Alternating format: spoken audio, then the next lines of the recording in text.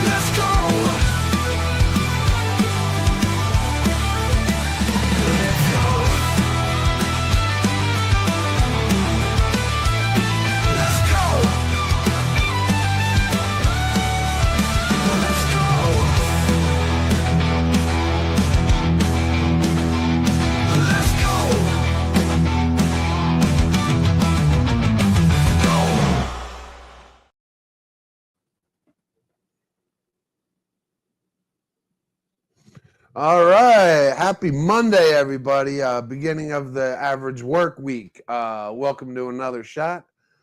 I'm your bartender tonight, Steve. With me, as always, we got our wonderful producer, Katrina, and her husband over here in the bleachers, as always, Steve-O. Monday Night Bartender. We came up with this as it's a way for everybody to stay home. Have your drinks, but still get the pleasure and the opportunity of chatting with a bartender.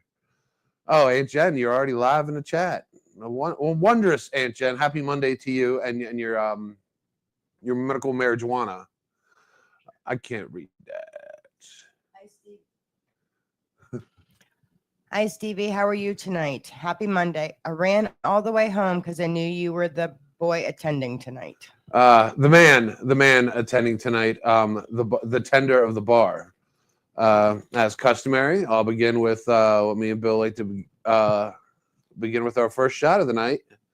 I'll go with the proper number 12. Another thing we like to do here on Monday Night Bartender is come up with drinks. If you in the crowd, you in the audience, have anything you would like us to try live here, before you guys go out there and purchase the spirits and tear up your livers, me and Bill, we're on here willing to go ahead and mix those and try them and, see how we like it. Like any bar, any and all things go. But, let's please keep it R-rated. What do you got there, Aunt Jennifer? She says, hi, Cat and Blue. How are you guys tonight? They're wonderful, as always. Last night, me and Bill, we were just recapping what happened last night. We got those fruity drinks, and then we felt that there wasn't enough alcohol in them. So, we decided to add more to them, and Bill fell asleep here on the couch. And I'm pretty sure I ended up, I went home and I put on women's lingerie, actually. That's what I did. Yeah, I wanted to try it on. It was a great time. We definitely learned some things about these drinks. And we're going to try it again. We want to see if it was just the alcohol talking or if it was a mix of factors because, Bill hadn't ate much that day. My diet was extremely liberal as well. But, we crashed hard. It was probably the first time we got drunk, and the sum of our beer total was 6 cans of Miller Lite. And, we lost Bill. Bill lost in the good fight there for a minute. But, we have a plethora of liquors behind us. So whatever kind of heat you guys want to bring to the bar, we are more than welcome to hear you. Aunt Jen says, I have plenty of pretty lingerie that you could try on that I don't even take the tags off of yet. You can have it. Are we really going to do this, Aunt Jennifer? Fuck. Well, as customary, I'm going to do the first shot of the night. Aunt Jennifer wants to take hers. Well, it didn't work out well for me because my girlfriend is a rather petite individual, and I am not. So, I mean, number one, I probably shouldn't be wearing women's lingerie to begin with, but especially, she says it might have been a small or an extra small.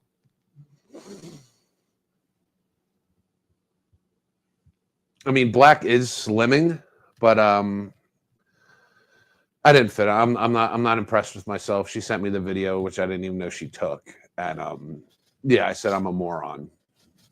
So yeah, no more women's lingerie for me. When I go home, hide it before I fucking do something really stupid and like leave the house with it on. But yeah, those drinks were made for a special reason. And I think me and Bill desecrated them by adding Jack Daniels to the one and then adding, I think we added some coconut rum, some Parrot Bay to the other. Up the taste, but also significantly up the alcohol content. And yeah, especially Bill did him a dirty. And I took out the glass Schwantz. Yeah, you know what? That's one thing. When you pass out, I mean, especially if you pass out a bunch of white guys, like a bunch of fraternity guys, like you're in jeopardy. Like that's all you got to find, like a Sharpie, or you wake up with a carrot in your ass or something like that. Yeah, we still never grow up when someone passes out drunk and you're drunk too. It's like, and now we have cell phones. Good Lord, the selfies. We took several pictures last night. I was all up in Bill's business while he was passed out. It's a good time. I just dread the day I pass out. Like, oh my God, please. Like, oh man, I'm so petrified of passing out anymore, because especially these guys, they'll put snakes all over my face or some shit. Like, you guys will fuck me up. I will not pass out.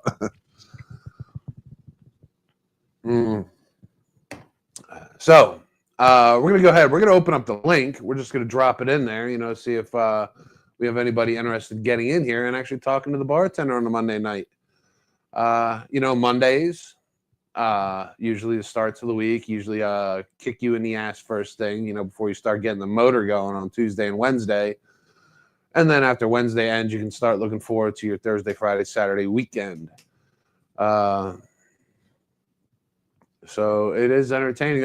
We did have a new viewer on last night. Someone got here and able to join us on screen. Shaka, man, great meeting you, man. Good talking to you, man. Father out there doing his due diligence in the world. I think he cut quite a couple girls there. Blessings to you.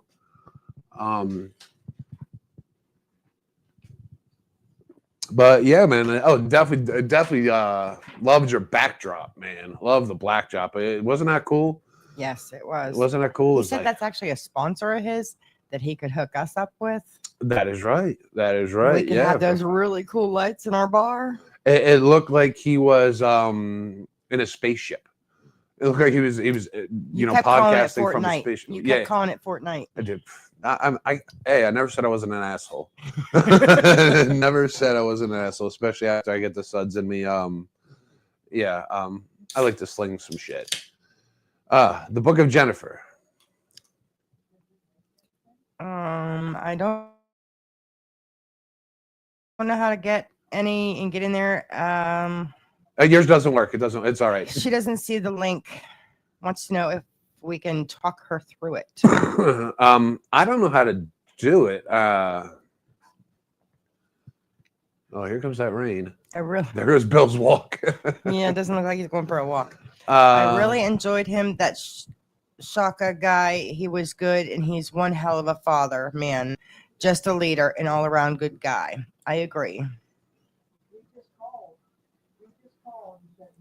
Yeah, it's amazing. He was out there from LA, because we were out there in California. Well, right? I don't know if it was LA, but it was California. California, you know, and it's cool, man, that you could be. That's where we are now. You could be somewhere, and you're like instantly talking to someone on the other side of the country. You know, like they're right next to you. I mean, we get barbecue on here from Texas. Shaka from California. Juliana, Connecticut. I mean, it's really cool, especially when you get on here live. And so, yeah, guys, jump on there, click on that link, man. You guys don't have to just talk to me. I could be boring AF, but yeah, get on here. So while this all picks up here, I'm going to show you guys how to make a Long Island iced tea. Another shot style, Steve style. I'm a heavy pourer. All right. You know what?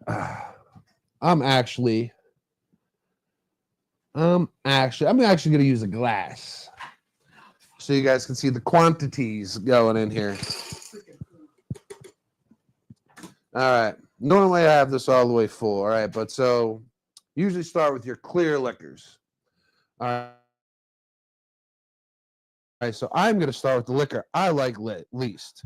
And I'm going to start with gin. I'm going to bury gin in the bottom of this. And the thing about this is it's five liqueurs in all even amounts. If your amount is half ounce, so, you know, half a shot, or if you want to be ballsy and put it up there to 3/4, or, you know, if you want to be a psycho, go ahead and put a full shot in. So, and this is, it's Long Island iced tea. And you know how much tea we're going to put in here? 0. So I'm going to just go ahead and do, you know, I'm going to be a little bit of psycho, do the 3/4. All right. And that's the gin.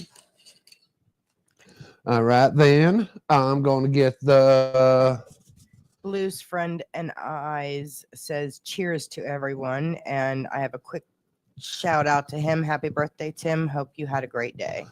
Tim who? Tim Sybil? Yep. Happy birthday, Tim Sybil. I haven't seen him in a while. I hope he's doing well.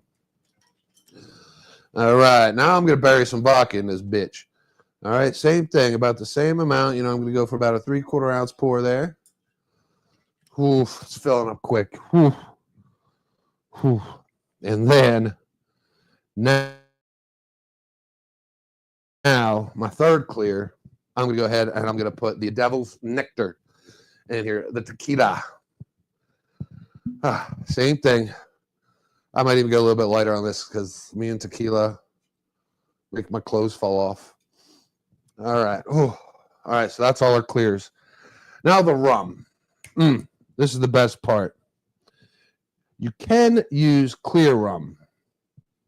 I don't like the clear rum because I just don't. So I'm going to go ahead. I'm going to put a little bit of Bacardi Black in here. All right, because I do like the black, and I think it's going to mix well with the triple sec and the Coke. Kind of neutralize things here. So here we go, and I got to have that dark in there before I put the Coke. There we go. Tim says thanks. And bottoms up. Oh, we're starting to look like a Long Island now. All right, now triple sec. Gotta have one of these on hand at all times. Same thing, just like the others. You know, your half ounce, 3/4 ounce, whatever your style is. Oh. Whew. And then I'll have a Coke. Put a little bit of Coca-Cola in here. There's mini ones in your bar. I'm gonna stick with this because it's cold. Okay. Theirs are cold too because it wasn't warm in here all day. True story. And then we're gonna top it off with some Coke.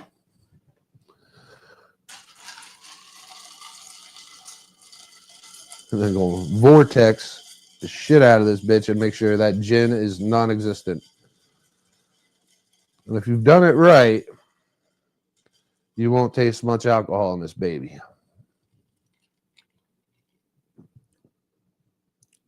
Damn, I'm good. Damn. That's dangerous. I taste very, very little. I know that's all I taste is alcohol, but it's like straight ether. I think I taste ether. You could probably start a car with this. But that is your Long Island iced tea. Garnishes, lemon lime, and you can even put a little mint on there, a little mint. But that's definitely probably one of my favorite go-to drinks at a bar. If I can't decide what I want to drink, I'll be sitting there looking at it. I'm like, oh man, and the bartender starts getting restless. Like, if you don't know what you want, go ahead and move on. I'm just like, you know what, fuck it, I'll get a Long Island, and by the time I'm done that Long Island, I'll know exactly what I want, and it's everything. So that's usually my go-to. If I can't decide, I'll start off with one of those puppies. Or in the event of a hangover, and the beer just doesn't taste right, or you're not ready for the shot, a Long Island iced tea will definitely slowly ease you back into it, and pretty soon you're going to forget about your hangover and whose clothes you're wearing that night. But yeah, what do we got in the chat? Aunt Jen says, good job, Stevie. Good job. You did very well. Now that looks like a Long Island iced tea. Yeah, it's very good. Two drinks I make well. Probably the only two drinks I make well are martinis and Long Islands. And I learned about martinis. This is a fucked up way how I learned about martinis. So I was taking on a bunch of jobs. This must have been about 10 years ago. And like, you know what? I needed to make some cash, like nightly, you know what I mean? To in between paid paychecks from like my other job.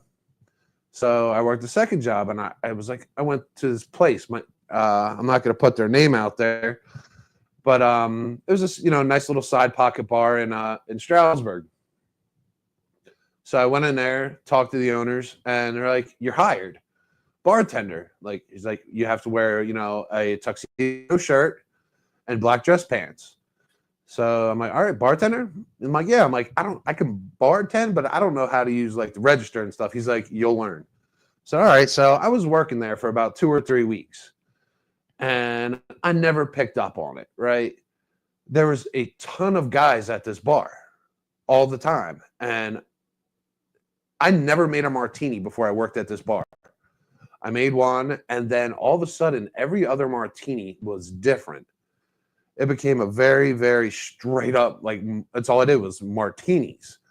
Like, this is weird. Like, super weird. Twist, zest, limes, straight, virgin. Like, the list is endless with these things, olives, dry, neat. And so I talked to my dad a few weeks later. He's like, so what have you been up to? I'm like, oh, I've been working here. And I tell him where I worked. And he's like, oh, the gay bar. I was like, what? I was like, he's like, how are the tips? So, yeah, I didn't know it. I didn't fucking know. But I definitely watched myself then on. But I did do very well, and I learned how to make one hell of a martini. And you know what? Probably some of the nicest patrons I've ever had. Never had drama or bullshit at this bar. But yeah, I can make a mean martini, but I've still never drank one.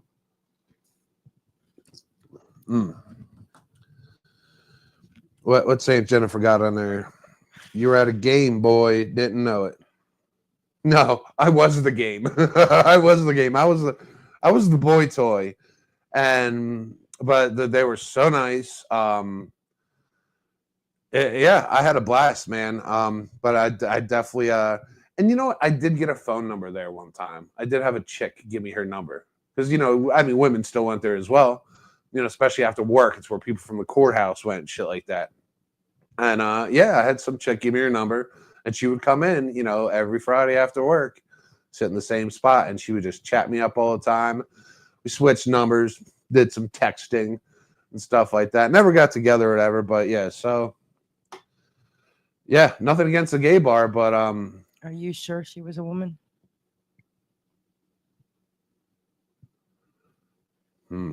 Yes. I couldn't mistake this one for not being a woman. But yeah, it was good. What'd she say? Gay bar. Yes, it was a gay bar. But apparently, yeah, I probably should have. So now, before I take jobs, I ask my dad his opinion. Like, hey, Dad, did you ever hear the reviews on this place? But being a bartender is a great job, rewarding job. Especially if you're a personable person. Me, I wasn't. I was there for the money, but like the clientele that we had there, they did kind of bring it out of you some nights. I've worked at other bars where they would let you drink if you were the bartender. Like you could drink right along. I mean, not like sitting there, just drinking beers all shift. But if like the patron wanted to buy you a shot as well, our management encouraged us to do that because they would sell more shots that way. You know what I mean? That's another shot that they're selling, even if it's for their employees. It's kind of like buying your employee lunch. So yeah, I definitely didn't mind it. I encouraged my kids. I said, hey man, if you ever want to get out there and make some side cash, hustle, working in a bar is a good time. Yeah. I'm glad you and Katrina are on the same fucking page, Aunt Jennifer. You guys suck. I don't know how you put up with this, Steve. I don't know how you put up with this. But yeah, Long Island, and also we have other things behind here. Like Bill says, let us be your guinea pigs while we're on here. I know Bobby Ryder's out there, and he comes up with some really whack stuff that he likes us to try. And you know what? He's the kind of person that probably actually drinks these concoctions. Bill comes up with his Frankensteins, just totally random things, things you wouldn't put together. I won't put dairy in my alcohol. I just think that's a no-no. I don't like the way things curdle in my mouth. The cement mixer. Do we have stuff for the cement mixer? I don't think we do. Kahlua. We No. got Kahlua yet. No, I haven't stocked us with Kahlua yet. I don't even know if cement mixer gets Kahlua. But that's the one where you take, it's like one shot of something, and then you put one shot of the clear in your mouth, and you chase it with the thick white one, then you swish it around. Is it rum chata? We do have rum chata. That I know. I forget what it is. Can you look up what in the cement mixer? Shaka. Hey, what's up, man? Hey, glad to see you back on here, friend. Oh, we do have somebody in the... Yeah, let's bring it on, man. Open bar. Oh, man. And I think he's on the road. On the road. Hey, yeah. Shaka, what's up, man? Hey, great having you on last night, man. We were talking about you, man. Very anxious to have you back on anytime, man. Anytime. That's it.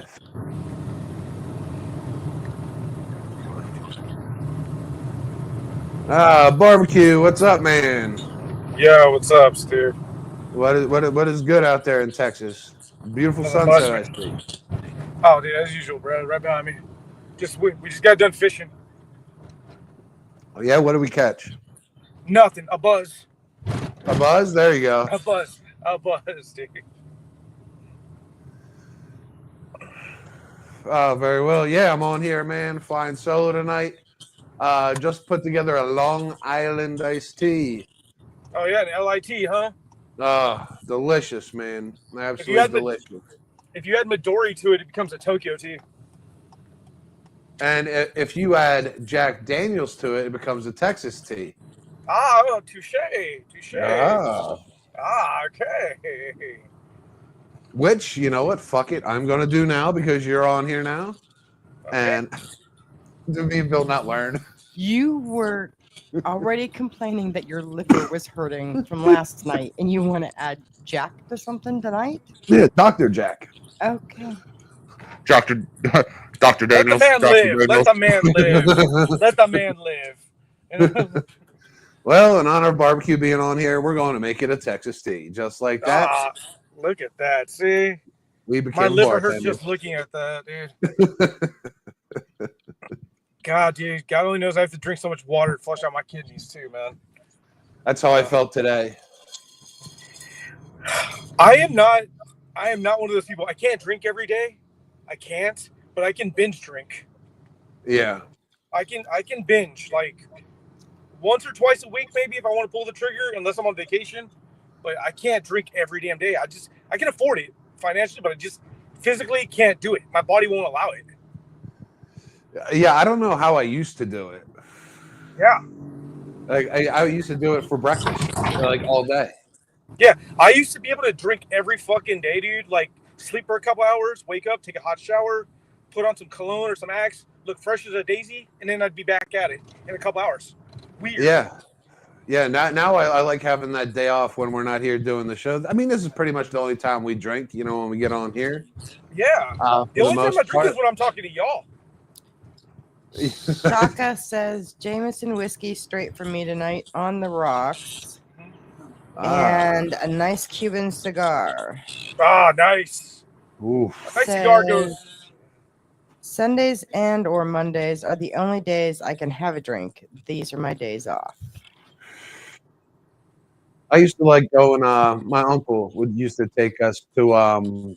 We go to a cigar shop and he'd pick up some nice cigars, and we go to like a golf course or something like that. And we go sit on the porch at night at a big like at a resort or something like that, and we'd sit on the back porch at a ski mountain, and we'd get a highball, just something on ice, and we get a cognac cigar, and I'm telling you, man, total fucking relaxation.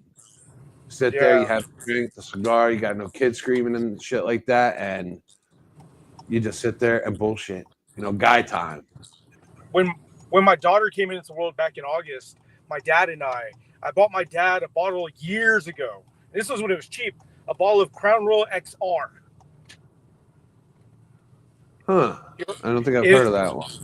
I don't know what the price tag is of XR now, but I remember I paid like $400 for it back in the day.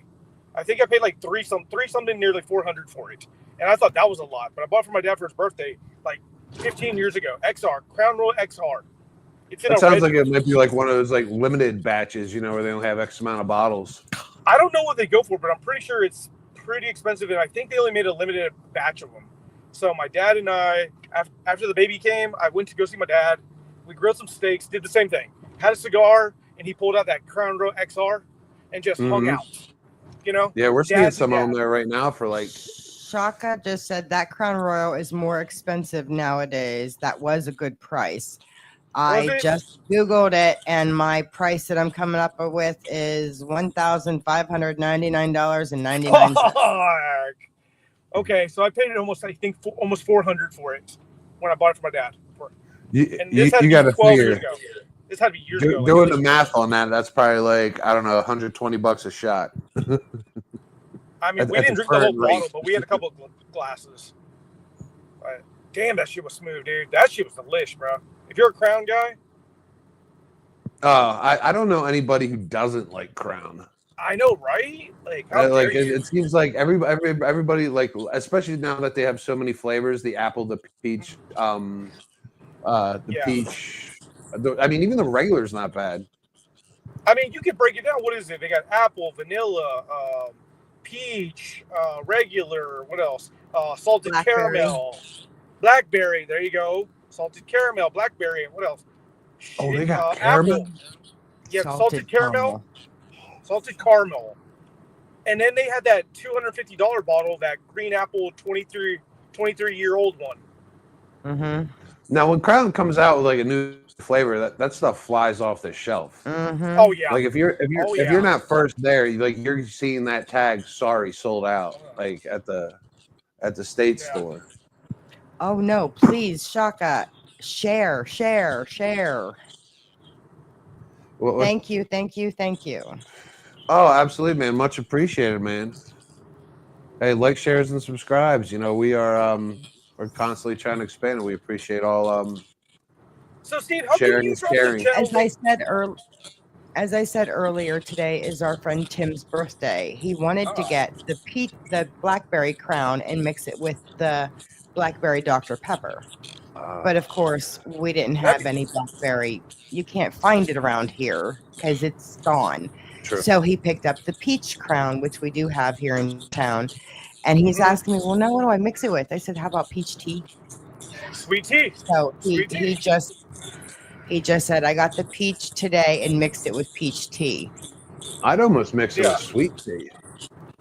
I would. Sweet tea over peach tea? No, I mean, because you got peach on peach. Yeah. Yeah, but he likes peach, so that just kind of Oh, really makes the peach taste come through. oh, okay. No, now, do you just, I mean, because when I do Some- Crown, I'm always Yeah. doing, I think I just do like straight Crown shots. Chilled. Oh, It has to hell be no. chilled. No way. Has to be chilled. On the rocks. Um, I'll be right but back. I've mixed, all right. My favorite shots were the Vegas bombs, whereas Red Bull and regular Crown Royal, that got the fucking motor running in the party started awfully quick. And the bar I went to when they first started coming out, they had those shot glasses that had the shots embedded inside the plastic cup. So the bartender would literally sit there. They'd fill the shot glass up that was in the middle of the cup with the Crown, and then they'd go ahead and hey, Shaka, thanks for the share there on YouTube, man. And they'd go ahead and they surround it with the Red Bull, and it was straight energy, like vodka Red Bull. If you drink enough of them, you'll actually sit there at the bar and you'll feel your chest pounding. You know what I mean? We were 18, 19 years old sitting at the bar, thinking we were gonna have heart attacks because a bar decided $1 Red Bull and vodkas were great. But there was always dancing. There was always dancing, and yeah, it was a interesting entourage home. Yeah, you think because your heart's racing, you drive faster? No, you drive slower. You drive slower. Man, that Long Island is good. God damn. All right, with that being said, man, we're going to take our first break here. We're going to get back on. We're going to redrop that link. We ask everybody out there, man, if you guys want to get on here, share some stories, shoot some shit, ask some questions, or build a drink. This is the place to do it. Don't forget, tomorrow night we're gonna have a award-winning band. Isn't tomorrow Wednesday?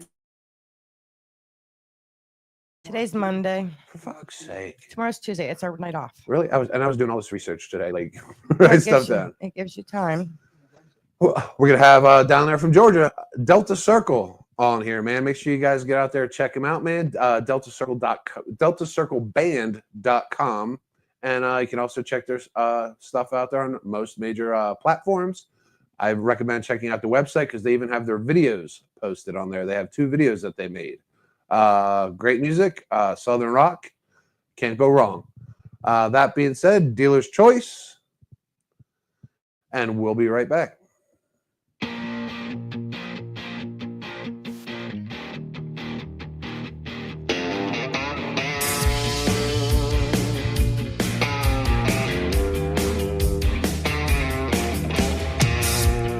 Here's to the ones working hard all week, making this the land we love.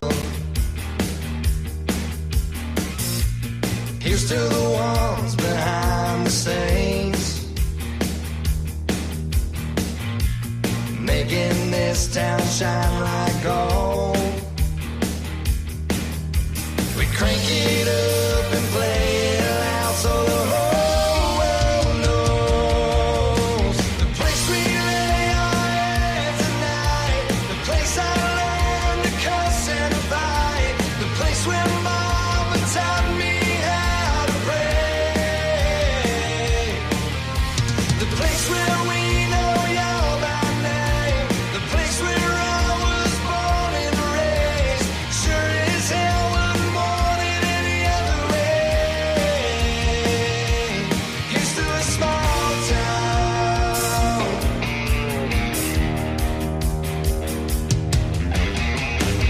We kick up dust on Friday nights,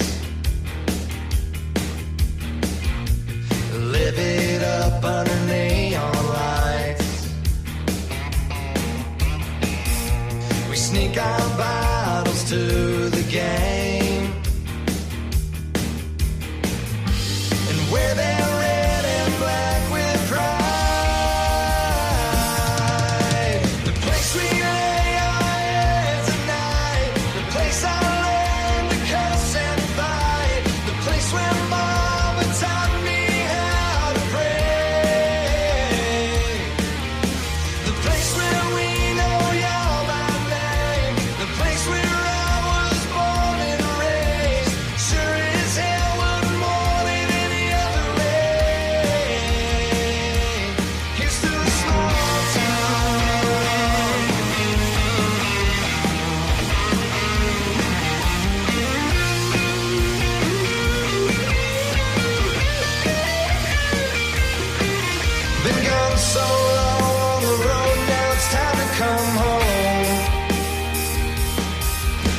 see those red dirt roads that I used to roam.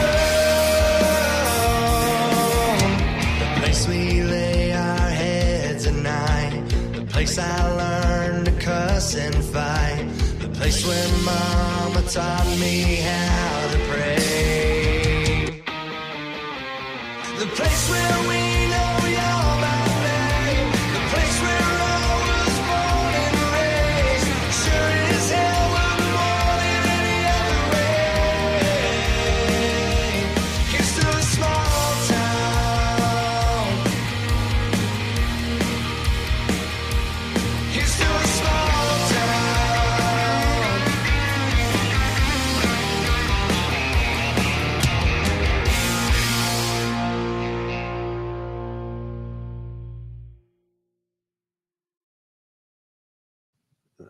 All right, welcome back. That was Delta Circle. Make sure you get on there, Delta Circle Band. Check them out. They'll be here on screen with us on Wednesday. Oh, man. All right, falling behind in the chat. What got we us here? What do we have here?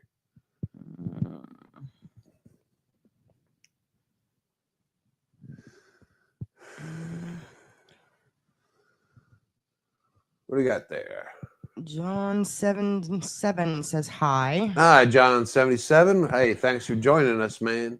He says, sup, Chaka. Ah, man, yeah. Yeah, coming from the Shaka tree. Maybe another Californian. Tim says, hit them brakes, Steve. Enjoy life for a day. Oh, man, tomorrow is my enjoy life for a day. You know, we go hard here on this show, you know, having a good time, you know, and, you know, constantly building. But that day off is absolute serenity, and my liver thanks me. I might even eat a salad tomorrow. I might do it. I might have a salad. I need a picture of that. With all the ranch, like a heart-stopping amount of ranch on my salad, and probably chicken and steak, and you know, it's hardly a salad. It's more like steak with lettuce on it. Shaka says, what's up, Johan? And then he said, at another shit. I shared the stream on all my socials. Another shit. Oh, man. Sorry, I meant shot. Autocorrect. Yeah. He says, fat fingers. And then he wants to know, is that black fridge next to the bar a kegerator? No. No, that will be Unfortunately implemented here probably sometime this summer. So we can have nice cold draft pours. Me and Bill were also talking about building our own kegerator, so we don't have to deal with the quarter barrel. We can deal with the full month. Remind me to talk to you about that later. Oh, okay. Yes. We love draft beers, and you know it'll probably I don't leave 10% in draft beers. I drink them all the way to the bottom. Oh, wow. Something about having the wide mouth of a red Solo cup. You at your last sip of it, you just tilt it straight back, and you almost kind of shake it a little bit, get every last drip drop in there. With a can, you have some stowaways. This one is hi, and I apologize if I get the name incorrect. Sema Ferrari edits. Hey, welcome. Welcome, Sema Ferrari edits. We're here with another shot. It's our Monday Night Bartender. We're here creating, concocting drinks. If it's something that you guys have, or something you guys want to completely try to discuss us with, we challenge you. We absolutely open the challenge. We're not afraid to drink anything. And we will try it. We are always up for the challenge here on Another Shot. And the bartender, and like any bartender, you can always come here with your questions, your BS, like I used to do when I was like, whenever I was depressed or going through something. I was tired of sitting at home. I would drive to the bar. Horrible idea. I know, but, you know, I'm guilty. I'm sure a lot of us are guilty.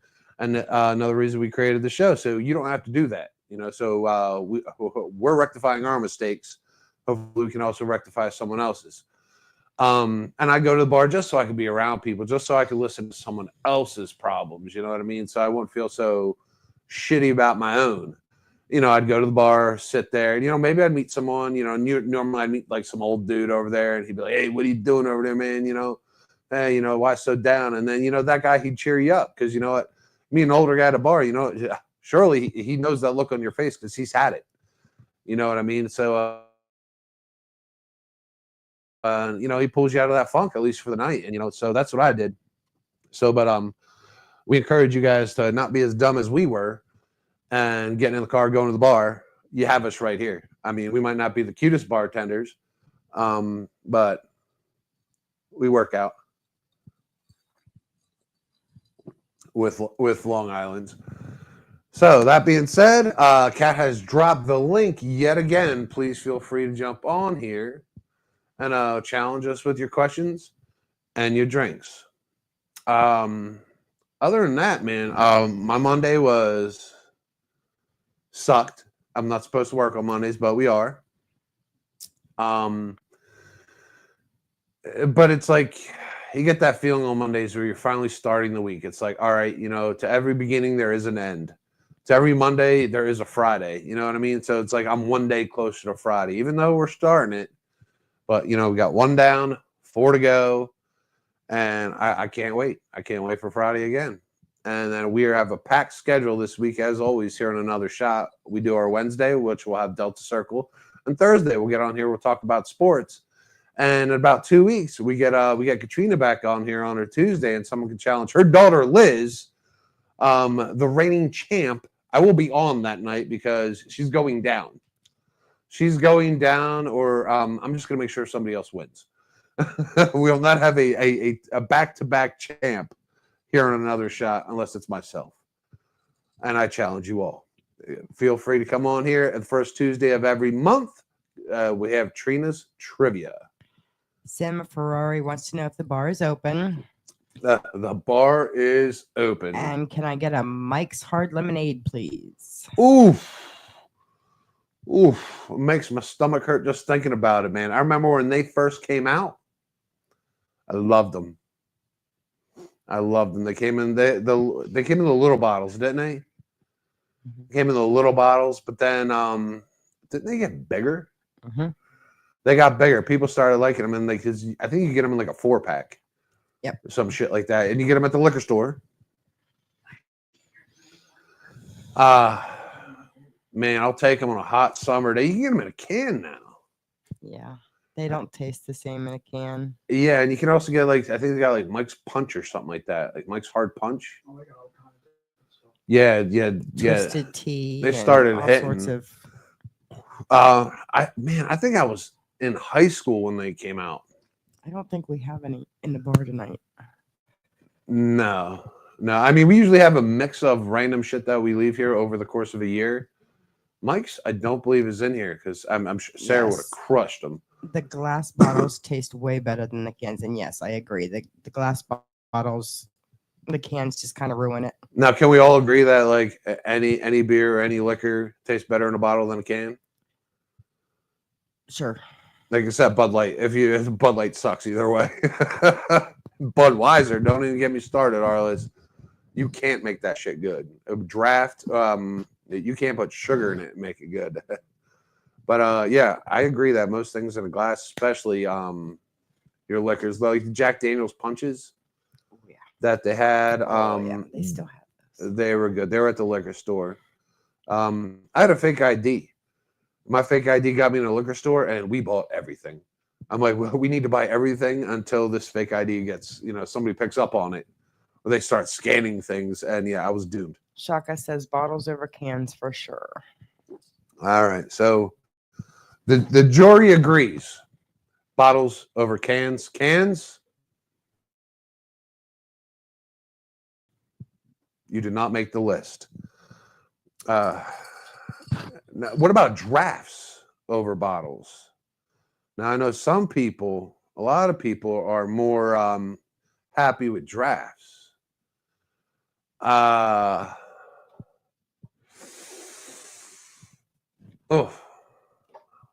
opinion, bottles.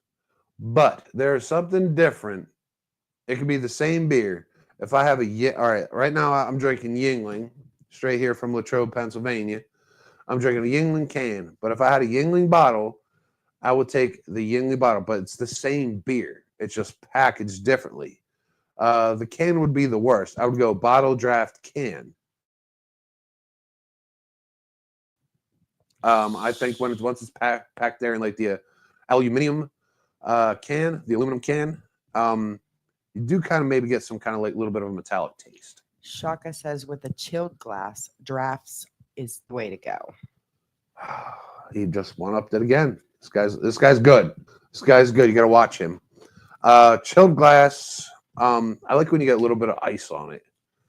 A little bit of ice on your glass, and then you put the beer in, and it steams a little bit. I mean, it's kind of beer-gasmic. You know what I mean? It's got just the right amount of head, and then like the little ice chips fall off the side.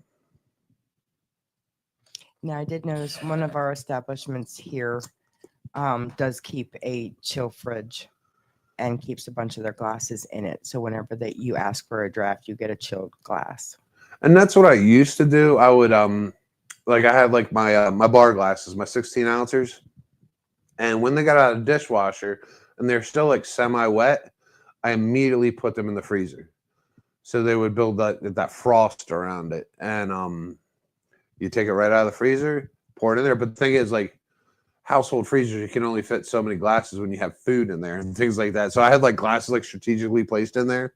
Then, you know, you have a kid or someone go in there and pull out a box of pierogies, and all of a sudden you have your frosted glass all over the floor. It's like, oh my God, my frosted glass. Like, you know how long it took me to make that? Like, but yeah, I used to do that. I straight out of the dishwasher or straight out of the sink if I was washing my hand. And I'd even go ahead and I'd just like run it under the faucet, and I'd shove it right in the freezer. And within hours, literally, it could almost make a warm beer turn cold. Sam Ferrari asks, what would you say is the best beer in your opinion? Man. All right. So,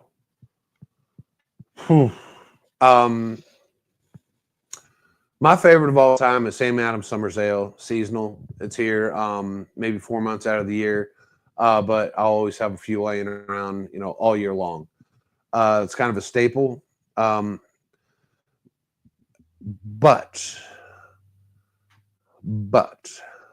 Miller Lite's like my go-to. I got a go-to, and then I have the favorite. Like as soon as I see it on the shelf, it's like that. You're going in the cart, and that's Sam Adams Summer's Ale. I don't know if they have it countrywide.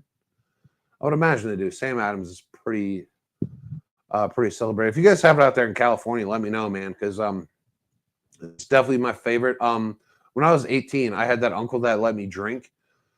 And he had a party one time, and he had a keg party, and so I was sitting there, and he's like, "Go ahead, drink," and I poured my first draft, the red Solo cup. No, it was a blue Solo cup. I have a picture of it. I have a picture of me in this beer.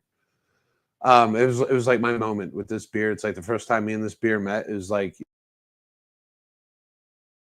you know, I swiped right. It was like our first date, me and Sam Adams Summer's Ale. I had it straight out of the keg, and I never left it. Never made me sick, never made me hungover. We're close. Yeah, Sam Adams Summer's Ale, that is my go-to. What about you guys all in the chat? Ferrari, what's y'all's? Miller High Life. Who said that? That's yours? You're the one person on this planet who likes Miller High Life best. Sam Adams Summer's Ale is a seasonal beer available in the U.S. It is So wondrous. it's all over the U.S. I walked into the beer cooler the other day at Sheets. I'm like, what am I going to get? And I looked around. I did like a small 360, and I saw Summer's Ale there on the shelf. And like, my search was over.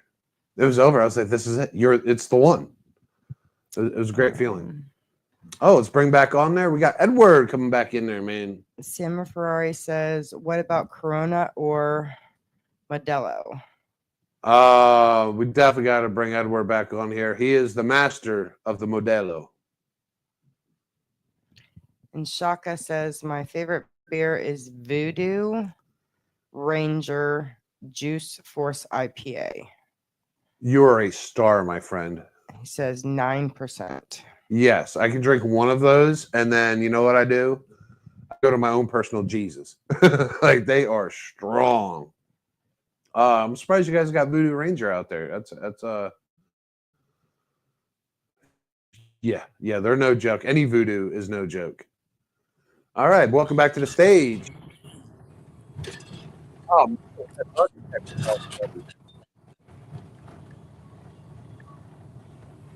Body in the back, I hear. Is there a body in the back? No, there's beer. Rattle it around. I was like, you know what, dude? If Steve's on, you know what I mean? I gotta grab a 12 pack. Why not? So down there in Texas, what was your selection? Oh, Corona, Dos Equis, with lime, by the way. With lime, you gotta add that. Like, let's not BS it. And you know what? I could go for a Budweiser or a Miller Lite from time to time. Agree with the Miller Lite. You know what? I'm still trying to get over the Budweiser thing. Yeah. Because I don't think it's that bad. Like I was so fucked up as a child over Budweiser. Mm-hmm. Yeah. But like it's not that bad. They call it the Bud Mud. Yeah. And all that. But I don't think it's that bad. I don't know. Arliss might be changing me. When I was in St. Louis, I caught shit because I was on vacation out there because I was in St. Louis. I went to Chicago and all that. And I was being stupid and I forgot at Budweiser's from St. Louis. Duh, right? And so I remember being at the bar ordering like, yeah, can I get a Corona? They're like, who the fuck are you, bro?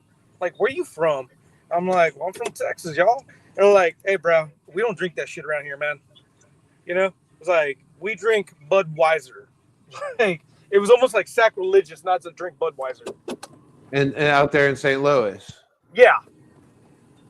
Now, when I go to some like stadiums and stuff like that, I mean, they're starting to have more selections. Like here in Pittsburgh, you have like your main ones. You know, you have a Coors Light, Miller Lite, Budweiser. I mean, there's usually like 3 beers like constantly on tap around the place. But now a lot of these stadiums, they have like little. All right, how about this? For shits and giggles, can we name MLB stadiums, just MLB stadiums that are named after beer or alcohol companies? Well, I'm going to go first, and I'm going to get mine out of the way so I can win. Coors Field. Coors, yeah, it was just, okay. Boom. St. Louis. Steve, you gotta have one. Who else? St. Louis would be. Would St. Louis? No, St. Louis isn't. Their stadium isn't called Budweiser, right? No. Busch Stadium. No, they're Busch Stadium. They're Busch. Stadium. Okay, Busch Stadium is another. Wait, Ferrari says the top-selling beer in America is Modelo. What? I don't believe it. Shaka According to says, Modelo? No, I don't believe that one. I don't believe that one. Shaka says also nothing beats a nice draft Guinness too. Oh, can't drink it. Man. Can't drink Guinness. Tried. Have Ferrari tried. says Modelo surpassed Bud Light. Really? Bud Light was up there? We'll have to fact check that one. Yeah. I thought that isn't there like something against Bud Light? Like I can't drink Bud Light. If I drink one Bud Light, I am hungover for like the rest of my life. And I just can't do it. We have it in the fridge, and like we just like keep pushing it more to the back. Yeah. And you're on another shot. We literally drink everything, but Bud Light. I've got 2 types of beer in my fridge. I've got one for myself and the people who I really like, and then the ones that are the broke ass friends. I never bring shit, but they just want to come on over and hang out. I got that real cheap Keystone shit for them. According to my bartender, the 10 best-selling beers in America, number 1 is Modelo. Number 2 is Bud Light. Number 3 is Coors Light. Number 4 is Michelob Ultra. Okay.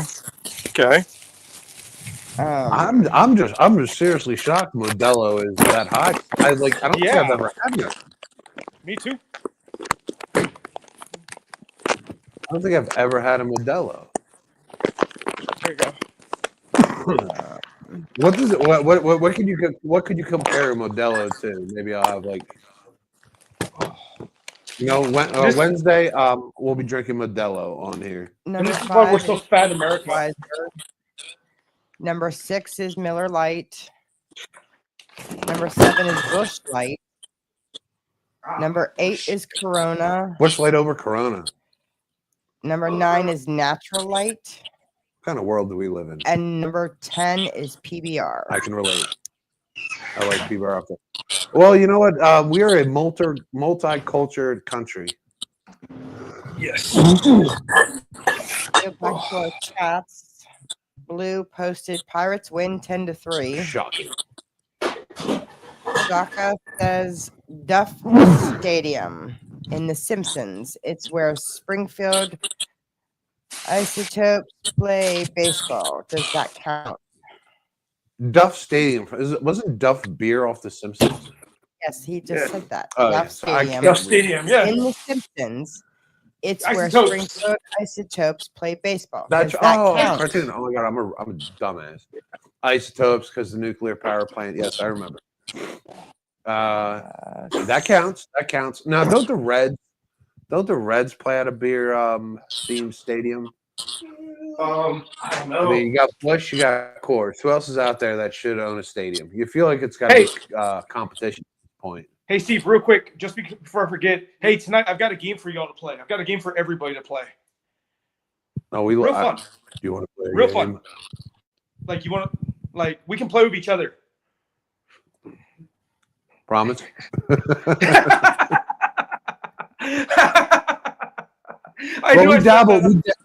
We dabbled on here last night, bringing the game out. We played the shot roulette.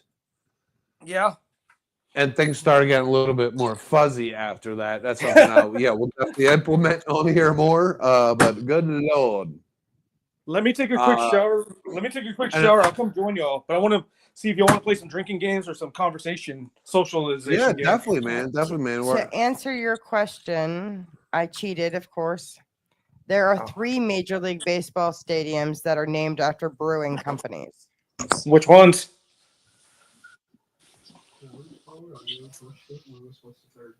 Let me take a shower and I'll come join y'all.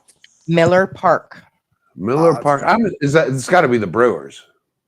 Milwaukee Brewers. I would say, how could the Brewers not be a beer themed park? Mhm. You know, I mean, I'm pretty sure there's a list to be on the brew crew.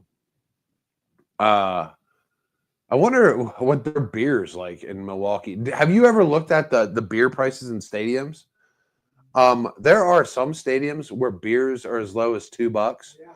Then you have stadiums where the beers are as high as like $15. Same beer, same size. Pirate Stadium's around 20. It's around, The big ones, 16 ounces. I mean, Pounders. and it's fucking brilliant on their behalf. I mean, you have a hell of a tailgate going, right? Obviously, you can't bring booze into the stadium, but when you get into that stadium after you've been drinking out there, playing cornhole, tailgating all day, what's the first thing you do when you get through that crowd and you get to your seat? You want a beer, and especially you're tuned up. You know what? The budget's out the window. It's like, man, I've been drinking all day. You know what? Fuck it. You know, for all my friends. And then the wife's looking at you like you're in so much trouble. Be like, it's your credit card, babe. Here you go. The answer to that question is about beer prices. The average beer. Washington Nationals are $14.99. $14.99. Yeah. Just make it 15, guys. Baltimore's $10.99. Just make it. Why the penny? I don't know. You have to add the tax. You have to add the tax onto it. But so if the guy's walking up the stands like cold beer here, I mean, I guess he's guaranteed a tip anyway, at least a penny. Yeah. White Sox, Cubs, and Red Sox, $10.50. This is an average beer price, like from their small one. I'm guessing that's a small beer. Sim Ferrari wants to know, is that fridge stocked? It's always stocked with enough to get us through the night. We usually do like runs, and like depending on our moods or whatever, like sometimes this shit like we can't close it. We have so much beer in here. Winter months, we don't really get into much winter lagers around here, so it's not worth us having like a bunch of shit. And plus, we drink so fucking much, like we can't keep it stocked. Like whatever we put in, we just drink. Yeah, we can't keep it full for long. Because we like to come on here and do podcasts and drink. But in the summer, you'll catch this fridge sometimes, and it is pretty fucking sweet. You know, we line it up, you know, military style, dress right dress, and yeah, you know, every soldier is looking, label facing this word, and it's facing this way. And it's a beautiful thing when you have that fridge fully stocked, everything's all lined up. And Bill's on the OCD side, so I mean this shit looks immaculate. It's like it's so full, like you don't want to be the first one to take one out. Like you don't want to disrupt the essence of the beautification that we made. Like, and we'll go out there sometimes and we'll do cases at a time. You know, I've bought pallets of beer at a time. Like, I'm so bad sometimes. If I find something I really like, I'm like, I'll take the whole pallet. Like, it's bad. But right now, wintertime, me and Bill, we're more summer drinkers. And now that the weather's starting to break, it took one day yesterday. We had one warm day, and Bill's already out here experimenting with shit. And yeah, we were ridiculous. Something about the warm weather makes us want to experiment more. Then we'll start dipping in IPAs. We'll start, you know, looking for things that we haven't tried before, because you know what, you can't knock it till you try it. You know what I mean? I had a beer a couple weeks ago. I went to Grove City Beverage, and they were giving out free samples. And he's like, "I'm going to give you this." I'm like, "What is this?" He's like, "It's called a unicorn fart." It's like, free? You give me a unicorn fart for free. I'll take that. Took it, went home. Worst fucking thing I ever tasted in my life. It absolutely tasted like a unicorn fart. Why? Like, why? Like, I'm going to get it again, and we're going to try it on this show because it was so bad. And I dare you, Bill, to fucking like it. It is so bad. It's like you put your mouth up to a unicorn's butthole and blew it in your mouth. I mean, they got the name right, but why would someone drink this for fucking fun? That's probably why they were giving it away for free. Cheapest beer. Cheapest. In a stadium. In the ballpark, in a stadium. Colorado Rockies, $3. Guarantee it's Coors Light. I don't know. It just says $3. Blue Jays and the Angels, $4.50, $5. There's like 1, 2, 3, 4, 5, 6, 7, 8, 9, 10 teams, including the Guardians at $5 a beer. Detroit and St. Louis are $5.29, and New York Yankees are only $6. So now there's a thing. I got a little beef with Coors Light. I don't think it works. Like, I mean, if you want to catch a buzz, the Silver Bullet, you know, and they used to have the cans. I don't know if they still do, where like when the beer got to a certain temperature, the mountains turned blue. You remember that? Mm-hmm. Coors Light for me, it was just like a watered down Miller Lite, and Miller Lite's watered down as it is. You know what I mean? But Coors Light, kind of like the Michelob Ultra, it has a hint of beer, and I can get it. Because me and Bill are avid beer drinkers. But if you're like socially drinking, or if you want a beer without actually having a beer, I feel like, and that's probably what Michelob Ultra was up there. What was around 3rd or 4th on the list? Because I mean, it gives you a slight taste of beer. Because a lot of people, Katrina, you said you don't like beer. I don't like beer, but when I Was not were. Grammar police. Woo woo. I do not like beer, but there would be times when I would get like that really, really mad, angry, just I needed a drink. It was Budweiser that I was able to drink. when I want one that I'm just sitting there relaxing and chilling, and I want one to actually enjoy, it's Rolling Rock. And we brought back the Rolling Rock there about a week ago, and Yeah, my heart melted. yeah, we did it in the can. So yeah, we're gonna get some Rolling Rock bottles up in here. They're never on the shelf. That's why I don't get them. No. Because when I went to that one, Bill's Beer Barn down there in Butler, hey, free shout out, man. Impressive selection you guys had. I walked in there and there was so many things. Like, it was like utopia for me. I walked around. I'm like, oh my God, like, what do I do? Like, I want all of you. Like, I just want to take them home 2 by 2. Like, get in my ark. I'd like to go back to one of your questions from last night to Shaka. Yeah. If there was an apocalypse and he asked if he could take Costco with him, you would take the beer barn with you? The beer barn left quite an impression on me. It was wonderful. I literally was in there for 5 minutes and I found Rolling Rock and I walked out with Pacifico. Like, Find me Zima and we'll be happy. I only had, field trip to fucking Bill's Beer Barn. We're gonna go there. A bunch of adults going there. Like, this is the greatest place ever. A lot of people like to go to Dave & Buster's. We're going to Bill's Beer Barn, and we're going to have so much fun. Be riding the slides and shit. Oh, all right, Edward, man, the quickest shower ever.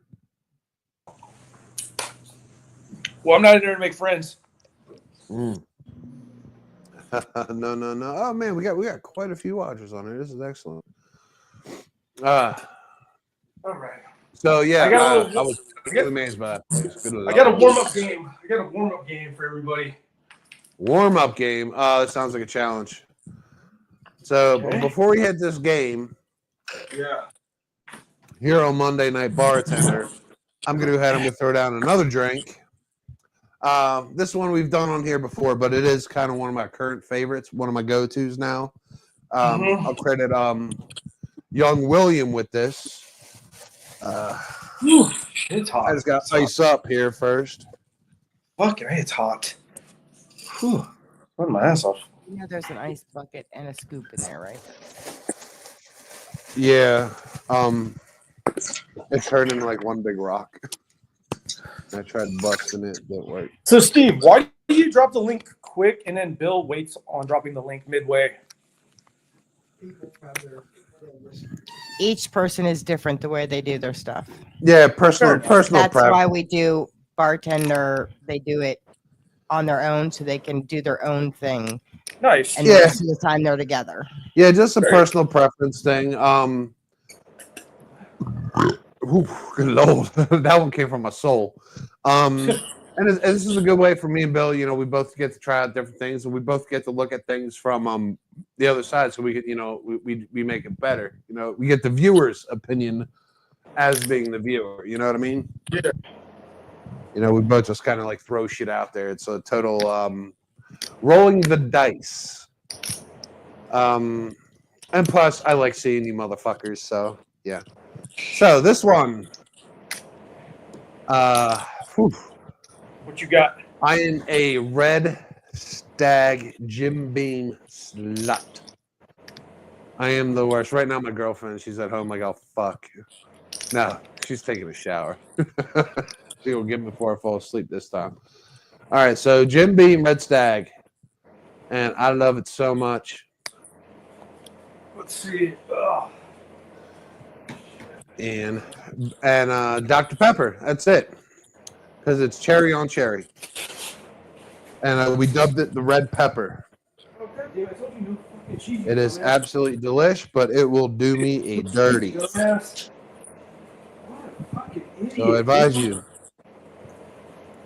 don't drink and drive. Don't drink Red Stag. Because it's wondrous. That's it. As much Red Stag as you want. As much Dr. Pepper as you want. Yeah. Put it in the vortex. And enjoy.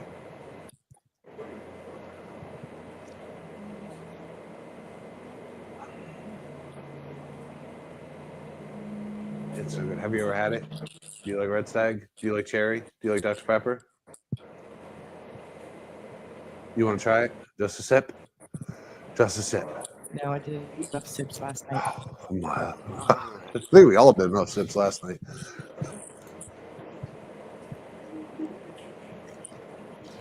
All I know is if we ever go to the casino and we play roulette, I'm sitting across from Steve.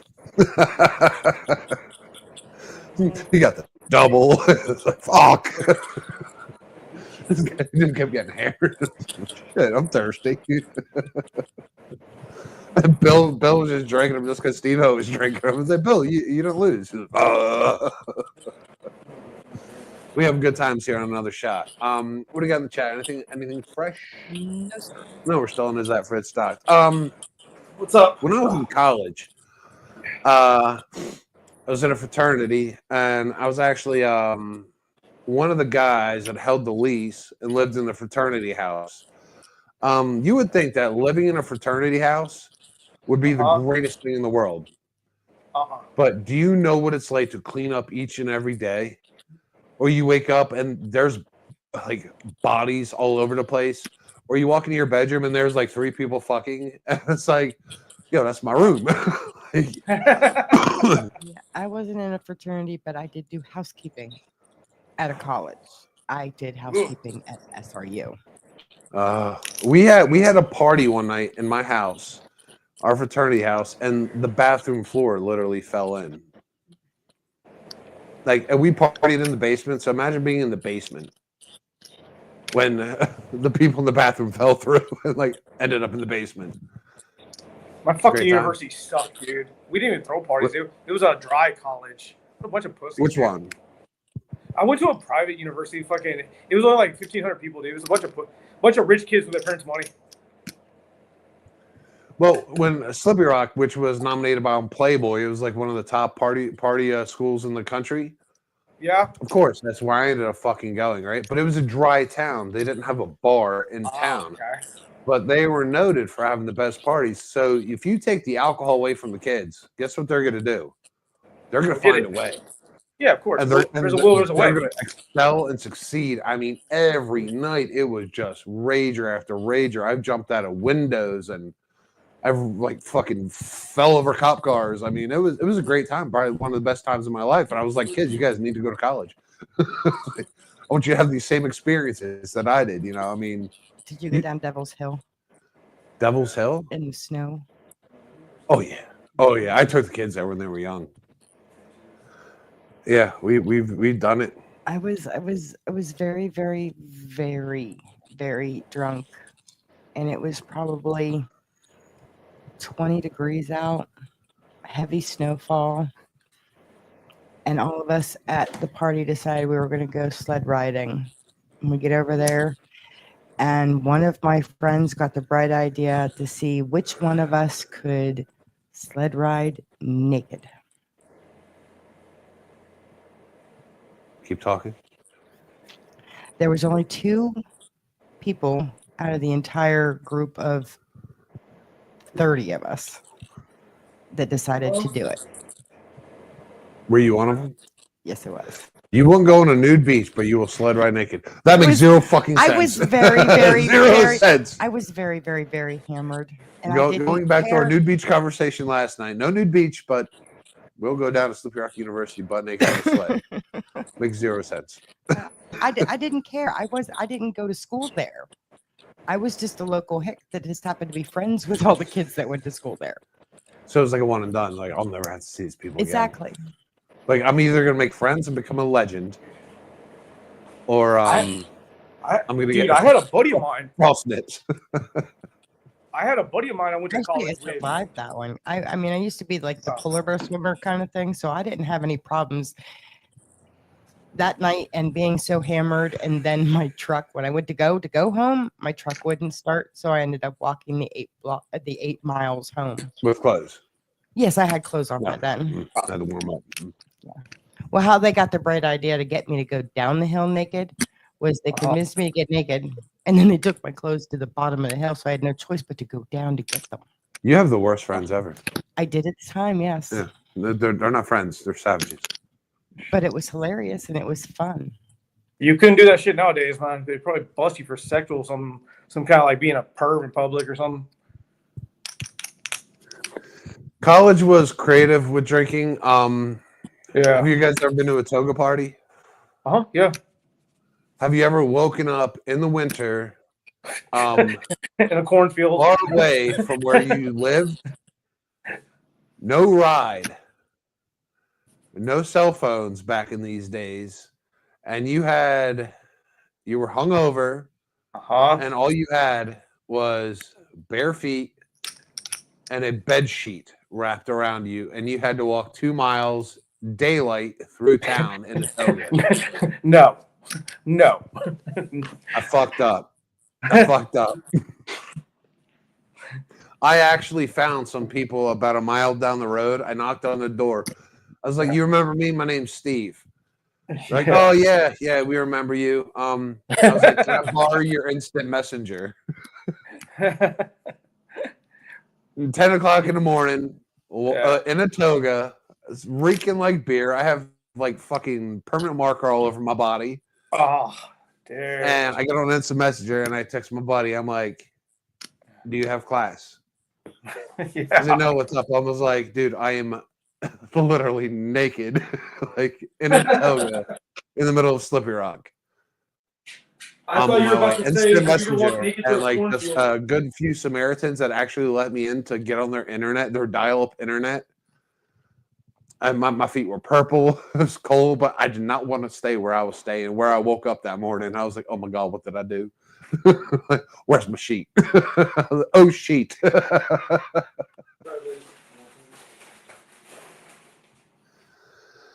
But yeah, college. I encourage everyone.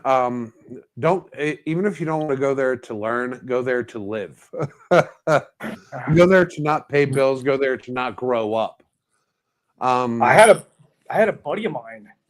I remember we were at a party and he got drunk, and we went to class the next day, and he looked like he was real scared, like something spooked him. He didn't tell us what's up.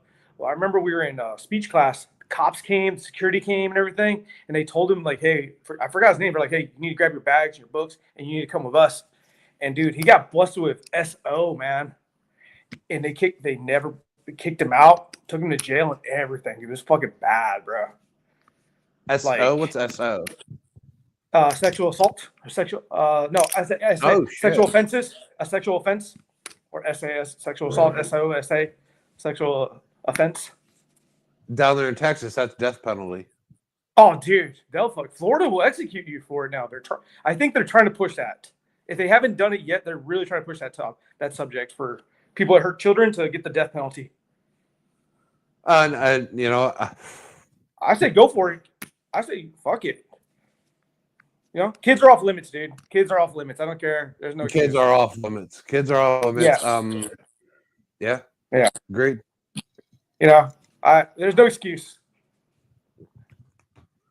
I kind of want to be like that guy. I want to do like kids court, where you're like Caesar Augustus, and they bring the case to you, and you're there with your thumb. It's like live or die. Like, I just want to be like, like thumbs down. Everybody goes crazy. You know what I mean? I mean, when it comes to said, we're gonna go ahead. Go ahead. What are we doing? No, I mean, let's not talk about heavy topics like that. We're just here to bullshit. You know what I'm saying? Nothing like that. We'll skip that topic. Okay. Oh, I was gonna ask you. We're gonna get another break because I got the bladder of an infant. Okay. And when we come back, dude, I'm interested in one of your games. All right, I got it down. What's Jigsaw say? Do you want to play a game? We'll play a warm-up game of FMK. Oh, FMK. That sounds like fuck my. Fuck, marry, kill. Oh, I love it. I love it. I love it. A nice warm-up game. Fuck, marry, kill. Just keep Johnny Depp out of it because it's a marry. All right, we'll be right back, man. Dealer's choice. I'm going to go empty my infant bladder, and we'll see you guys right back here. Let's do it.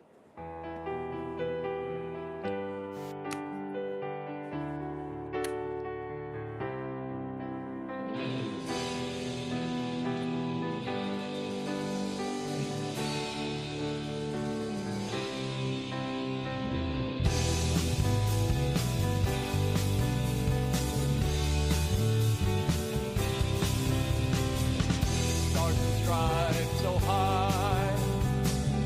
Eagles soaring, freedom's cry.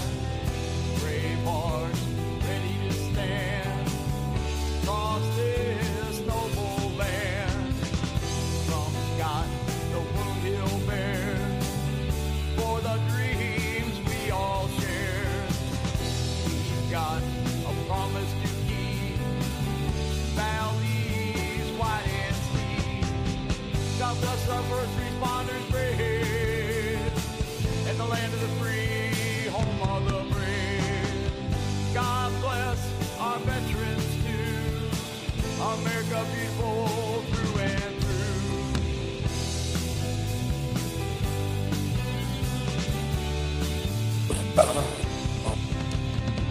from sea to shining sea, we are home. This big sweet land is our home. Freedom's fire burning bright in the darkest of the night. When storm clouds dark and gray, we lift our hands to pray for those who take the stand, protecting our motherland. God bless our first responders brave, and the land of the free, home of the brave. God bless our veterans too, America beautiful through and through.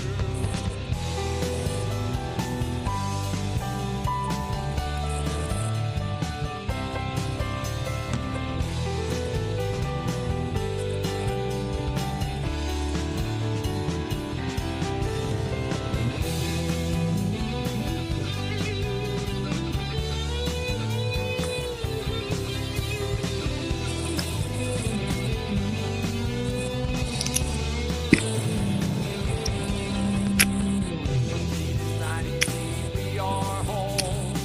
This big sweet land is our home. Freedom's fire burning bright in the darkest of the night. When storm clouds dark and gray, we lift our hands to pray for those who take the stand, protecting our motherland. God bless our first responders brave, and the land of the free, home of the brave. God bless our veterans too, America beautiful through and through. America beautiful through and through. America beautiful through and through.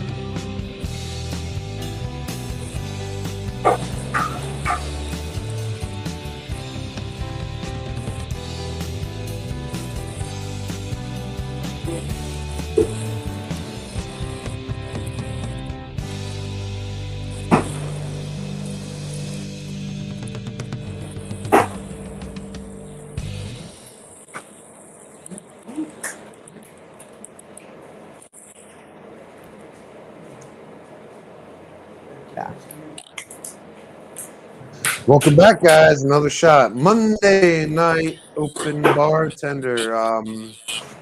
We're here, man, so you don't got to leave the home. You can go to the bar and drink your drinks on your couch and enjoy good fun, good conversation. And we're always up here to mix something that you don't want to test our livers. Oh, I seen Jason up there. Did you see Jason up there? Yes, he came in real quick and said, "What's up?" I did post these. You were just busy talking. I'm sorry. Jason said, "What's up, gentlemen? No good. I'm out." He said, "Hi, Kat, sweetheart. Hi, Steve Sansom. I'm out." Blue said back to him, "Hi, Jason. Bye, Jason." And they said, "Jason, Kat says she loves you." Tim come on and said, "Y'all have a good night. I'm later. Don't do anything I wouldn't do," which leaves a lot of room because there isn't much he wouldn't do. And then we have a new Mrs. Creepy Man. Hi. Creepy Man. Excellent handle. Excellent handle. Feel free to jump on, man. We're gonna drop the link yet again And hey, the floor is for you guys. Just come here, enjoy your time with me, Katrina, Stevo, and here you go. You guys got a free night at the bar. Edward's gonna come back in here, and he wanted to play a game. It was fuck, marry, kill. FMK. We used to play this game. It was fuck, marry. What was it? So if I gave you like three people, three celebrities, you'd have to say like date or something, date or dump. Marry, date or dump is what we call it. So if I said, I'll give you, for instance, I'll take some my top three up there. Trina, marry, date or dump, and you had to pick one. Had to be in a category. Tom Cruise, Matthew McConaughey, Johnny Depp. Marry, date or dump. You would marry.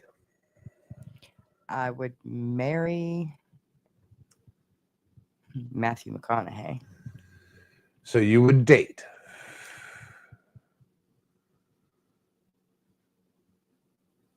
Give me all three again. Matthew McConaughey, you married. Tom Cruise and Johnny Depp.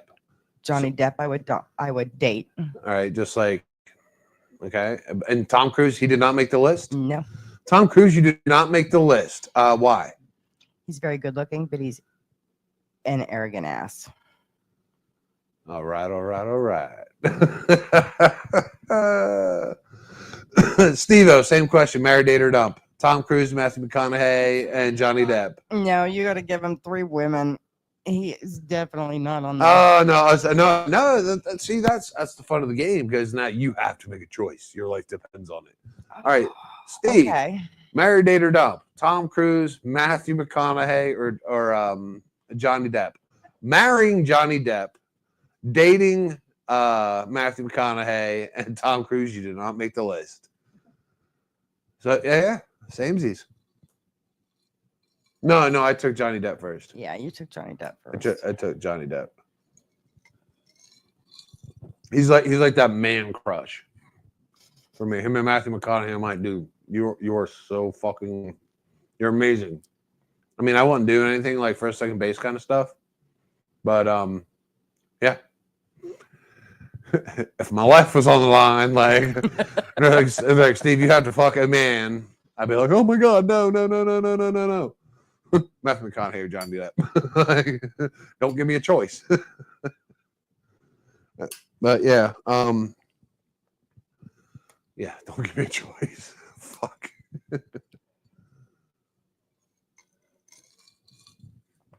So, Okay. Marry, date, or dump? Angelina Jolie,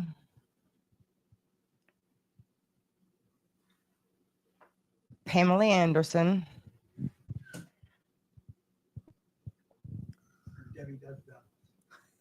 Beyonce.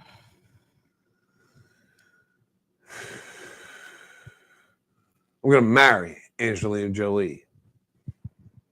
I'm gonna date Pamela Anderson, and I already forgot the other one. Beyonce. You do not make the list. And it's nothing racial. It's just, you give me Tomb Raider all fucking day. Give me Tomb Raider. Imagine if you had that as a life option. Be like, Steve, you have three choices in life. Like, my life is terrible. Like, my life sucks. Like, I have to dump Beyonce. Like, What would you do, Katrina? Marry, date, or dump? Angelina Jolie, Beyonce, or Pamela Anderson? I mean, and we've all seen Pam's videos, so you already know she's been run through.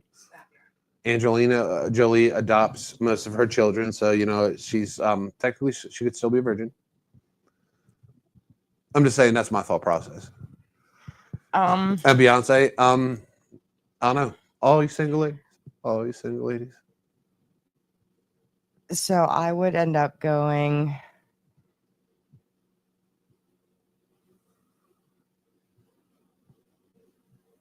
marry Angelina, date Beyonce, and Pam would have to be out. Only because I know her track record. I don't There's need one any, guy. but One guy I and a possible Mickey Rourke. I don't need the I got one on a possible. I don't need the extra drama. There we go. Buddy was a rock star. All right. I respect your decision. Steve-O. I'm marrying Pam Anderson. Oh, really? I'm Because you know she's putting out. exactly. Yeah, you're guaranteed. Um, Wedding night. I'm gonna marry you because I get you for one night. date Beyonce and don't Angelina Jolie. You really got to question who your friends are these days. I mean, we got Angelina Jolie up here on this hierarchy. Me and Katrina do. And Steve, why is Angelina Jolie? Why does she get the boot? I've always liked Pam Anderson. I like Beyonce's ass. So yeah. The other two do have a little tookus themselves. Yeah. No, you like Little- you like a dumpling, don't you? yes. He's a buck guy. He's a And his wife doesn't have one, so he's gonna go with the best. by the way, he came on to Beyonce so fast. I was like, oh, he's totally a buck guy. All right, so marry or kill Beyonce or Nicki Minaj. I know my answer on that one. Oh, I'm giving no. I'll put Steve in a blender right now. I'm putting him in a straight butt off. Like, who's got the better butt? I would marry Beyonce and kill Nicki Minaj. Really, you'd kill that ass? I bet you would. Katrina, marry, kill Beyonce, Minaj. I'm going with Blue's answer on that one. I can't stand Nikki. I guess that's kind of a relationship. Like who you be in a relationship with? Oh man, I'm such a dick. Even with the music, I love a lot all music except for the rap that's so heavy that you can't understand the words. Yeah. I'm not real big on heavy hard rock either, where again you can't understand the heavy metal. Here we go, the heavy metal, screamo yes stuff. And Nikki's voice, I'm telling you, you could put her in there with just about anybody that I absolutely love, and it kills the song for me because I just can't even stand her voice. All right, this is how young and hip I am. So now they got the new Minaj. Like, there's always like this rap chick.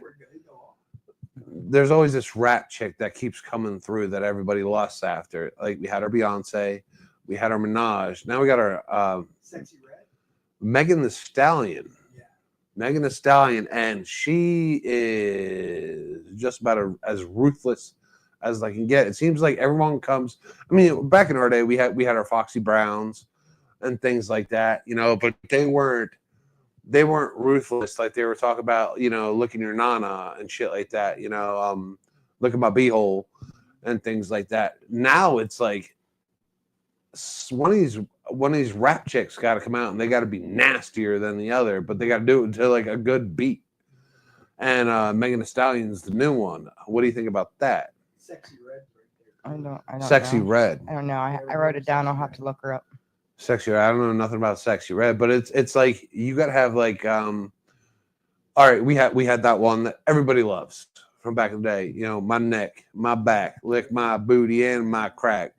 I said booty because I just won't say the poon word on here. Pussy. Respect.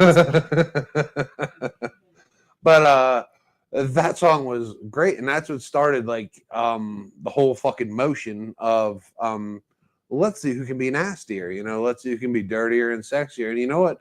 I'm pretty sure a lot of people have had relations. Is Megan Thee Stallion that song that Elizabeth tried introduced him? No. Yes. The one with the back that in the dump truck. You ever heard that? My her music is 14-year-old absolutely nasty. My 14-year-old introduced me to it, and I told her, "Don't you ever let me listen to that again." What is that song? Back that into my dump truck. Yeah, it's all nasty. Yeah, It's yeah, I like, can't think of the name of it. oh, it's terrible. My It's daughter like, would know it if she was on. it's like not even like sexual. It's like, Yeah. it's like, yo, bro, shit on my dick. Like, it is so bad. Like, I'm like, this isn't even like entertaining. Like, this is like not even turning me on. Now, if you want to take me back to female rappers, I'm sorry, hands down, Queen, all day. And she just came out. Queen Latifah. Queen Latifah came out with somebody. She is 100% everything. And she came out with the nasty. And she began the nasty, but the shit they're doing now, it is. I mean, it's to me, it's not It's appealing. appalling. But to the kids these days, how is it not appalling to them? That's what blows my mind. The kids put it on and they're laughing, they're saying, lick my slit or whatever. And Like, again, it's we've raised them differently than our parents raised us. well, That kind of stuff was okay. If you want to be nasty and dirty and that kind of stuff, that was private between, couples, not something to put out there and advertise. but it's just mind blowing how this shit's entertaining. Like how music has progressed from Beatles, Let It Be, to back it up into my dump truck. It's like, at what point does it stop becoming music and it starts becoming dog shit? You know what I mean? Like, it is so bad, but the kids love it.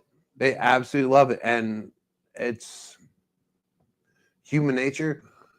And you ever watch like those movies and they show you so much in the future and all they're listening to is like straight noise, like it's like metal scraping and like metal scraping and some farting all at the same time. People are like, man, this shit's great. It's like that's where music's gonna get at some point. Like, I mean, everything's fucking been done. So what do? You have to see who's dirtier and filthier than next. And that's where rap's gone. Country music, a different way. Country music's always kind of expressing some kind of positivity and shit like that. Or it's not so much, my dog died, stuff like that. Country songs are always gonna be about breakups. They're always gonna be about I miss you, shit like that. Drinking a beer with a friend. Drinking a beer with a friend, feel good songs. I mean, they're not like this. It's not even gangster rap what they're doing anymore. It's absolute. It's fucking sick. It's bad. What say you, Katrina? Who is that broad? You just put up like the hottest like women of all time. No, I was looking up top female celebrities to try and do marry, date, or dump. Mm. Oh, good girl. And you got The Rock. Dump. Insta dump. Katie would marry him. Hi, Deb. Thanks for jumping on, man. Star, thanks you for the pizza and the sandwiches last night. And the roofies you put in them, because apparently he put his ass out. So I said to her, I was like, what did you put in those sandwiches? All right, I got a married date or dump for you. Natalie Portman. You know what? I'm gonna keep it. I'm gonna keep this one Batman. Switching it. Married date or dump. Michael Keaton, Val Kilmer, or Christian Bale. Married date or dump.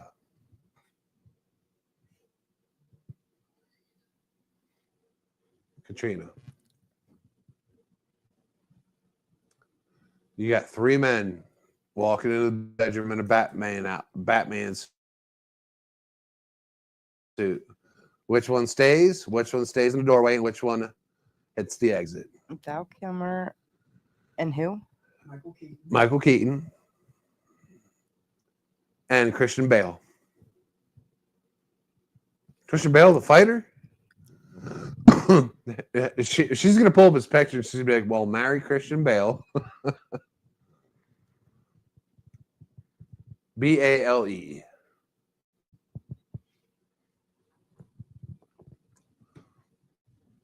Yeah, okay, yeah, we know him.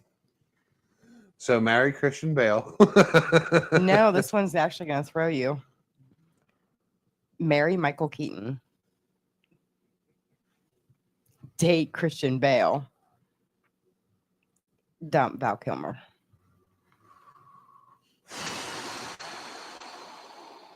Steve-O, marry, date, or dump. Christian Bale, Michael Keaton, Val Kilmer. I would date the youngin. For fuck's sake. That sounds terrible. That's but I would choose names. I would go with names. Christian Bale. Yeah. Not the youngin. He's a young guy. You just made the list. Megan's. I date Keaton and I dump Kilmer? Kilmer. Kilmer, you did not make the list twice. Me, I'm going to go ahead. I'm going to marry Iceman. I'm going to marry Iceman. I'm going to date Christian Bale. I'm sorry, Michael Keaton. You did not make my list. Oh, here we go. Fuck, marry. Oh, what's young William have on there? How do you explain Whiskey Lullaby? Not exactly a positive song. There, most country, it does have positive emotions. Bring back to the stage with Debbie says, you're very welcome. Glad. I'm hoping that says I could help, but it says oh could help. Debbie. You're in here an awful lot. Marry, date, or dump. Michael Keaton, the original Batman, Val Kilmer, Iceman from Top Gun, or Christian Bale. Debbie is a minute 35. She might not know who Michael Keaton is, so I'll just go ahead and dump him. But the other two, Debbie, I'd like to hear the chat. You too, young William, wherever you are. Married, date, or dump. Kilmer. Barbecue says my phone died. William says a song about suicide that makes you want to commit. And then William also said he is truly an Iceman now. Now that's just wrong. That's cold. Literally. Ice cold. William says Val Kilmer needs to be thawed first. Now, again, that's just not very Chilled, nice. not stirred. He's fucked. And Bill and his cold humor. welcome to the stage. Yeah. We Too soon, dude. Too soon on the Val Kilmer thing. Too soon, dude. Yes. Too soon. Too soon. Too soon, dude. Needs to be frozen first. Yeah, I mean, give him at least a couple months. I mean, damn, bro. We were savages. All right, so Edward, go ahead. Lead us off with but yours is a little bit more intense. Sir William says he has the ultimate stiffy. I was gonna go with not. Go ahead. I also told Katrina if William elected to come out here, I'm going to give him a blind taste test. So stay tuned. Wait, go ahead, Edward. Let's hear this. What was it? Fuck, marry, date. Yeah, sure. Why not? We won't use that. The K word. Hey, really quick, have you ever done the Dr. Pepper? Have you ever done the root beer with Coca-Cola to see if it tastes like root beer? Have you ever done that before? No, but we did drink something last night, and strangely, it tastes like fucking root beer. It's weird. Wait, might have been it's supposed to be like root beer and Coca-Cola. Apparently, there's like a 50-50 or 60-40 something like that, where it's supposed to taste like Dr. Pepper. I'm unsure. Yeah. Okay. But who's y'all's topic, by the way? Who's y'all's people, by the way? FDK or FMK, FMD. Well, we were doing Married Date or Dump until you got on here. Oh yeah. And so Married- I did a little Batman thing because I was like wanting everybody to like imagine like laying in the bed and then you had 3 Batmans come in. Which one was your hottest Batman? Married Date or Dump? Val Kilmer? Oh, dude. Michael Keaton or Christian Bale? Oh, dude. I was gonna say George Clooney, but okay, damn. Dump. Dumb. Insta dump. Dude. Damn. Those 3 dude. Batmans. One jumps in Okay. your bed, one stands in the doorway and watches, the other one hits the exit. You know what? I would marry Michael Keaton, dude. It's 2 for Keaton. I would get who? Fuck. Well, I'm not a necrophiliac, so I guess that's like out of the question for Val. So That's cold. literally. What about like if Val Kilmer, but you got to take him in like their Batman days. So like he's not Okay, dead the yet. 1997 version. Yes, the Warman flying around Gotham Batmans. Oh, dude, yeah, raw dog it, bro. Raw dog it, 100%, dude. Oh, you 100%. sick fucks.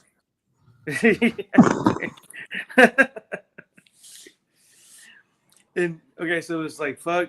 And who was the last one? Christian Bale. Oh, dude, not a fan, bro. Not a fan. Dump. Not a fan of Christian Bale, man. So Keaton, Iceman, and then Bale. Yeah. Mm. Not a fan of Bale, man. Just even in American Psycho, couldn't get into it. What do we got down there in the comments?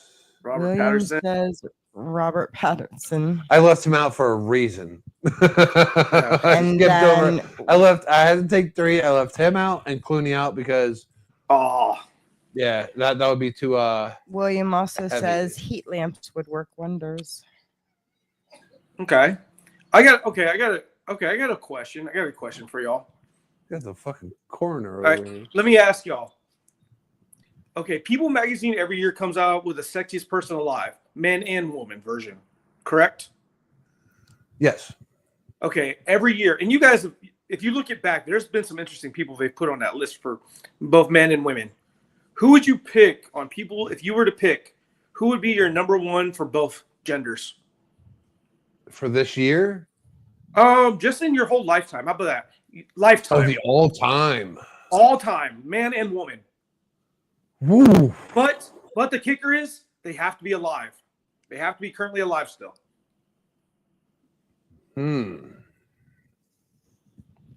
Oh.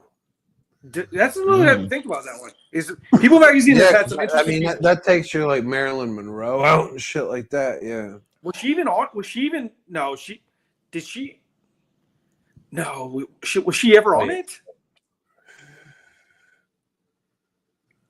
Who would be? I know I've got a woman in mind who I would pick, but Kat is just scrolling down the sexiest men alive right now. when you look at the I know. 80s, when you look at the 80s need and a 90s, you're gonna be blown away by who. Gary Busey was on there, for God's sakes. You know what? A lot of people swear to God. find it's not just looks at a point. Like the sexiest celebrities, especially, it's because they have the attitude to go with it, that carefreeness. You know what I mean? Gary Busey has been on the sexiest man Yeah, alive. because his attitude is fucking super attractive. Okay. You got like David Beckham's, I don't think Tom Beckham- Cruise. Trina already led to. I mean, he's an attractive man, but he's an arrogant prick. You know, it takes the Yes. attractiveness away. Angelina Jolie, Beyonce. I mean, once Oh, someone yes. acts like, I mean, when you're a celebrity and you're making millions of dollars, it's going to be hard to not act better than anybody. But it's that that presence of being attractive, being rich, and still being able to display humility, which makes someone like beyond attractive. Cool. You know, which makes Yes. them beautiful on both ends. Yes, 100%. Keanu Reeves. Ooh, damn. I was gonna say Gary Excellent. Busey, but Excellent. I'd be lying.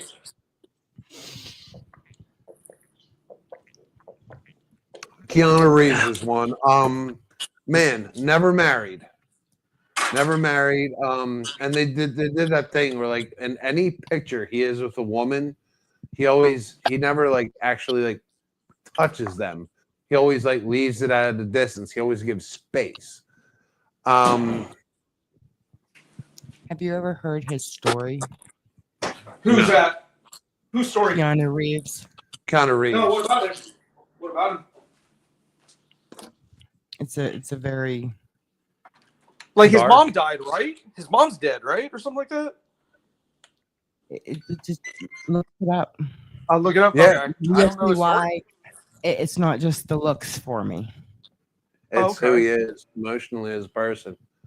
Keanu Reeves. I mean, I remember when he first started out in Bill and Ted's, and he had some smaller parts, but then he did other things.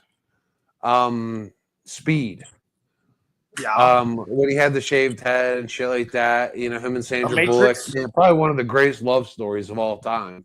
You know, better than Titanic with Sandra Bullock and Keanu Reeves. Wow. Really? And Speed. And then they went ahead and did the Lake House. I mean, he's not a great actor, but you know what? He's still a great person. You know, I kind of like that, Katrina. That was a good one. I really do like that. You know, humility can kind of persevere. I mean, but then do you got any Edward out of like people's all time still like breathing, you know, not banging on the dirt?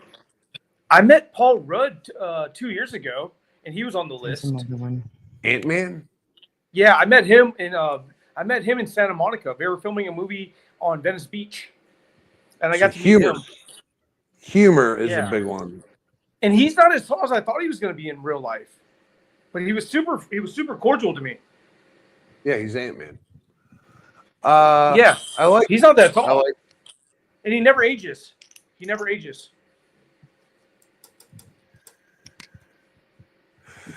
So female for you. Oh, I'd say Angelina Jolie, but I was always what's her name? The one that played in Monsters Ball. God, I thought she was so hot. And Monsters Halle Ball. Berry. Halle Berry, yes, dude. I was a huge Halle When Berry she was fan. a strung out hooker, her and Billy Bob. Yep.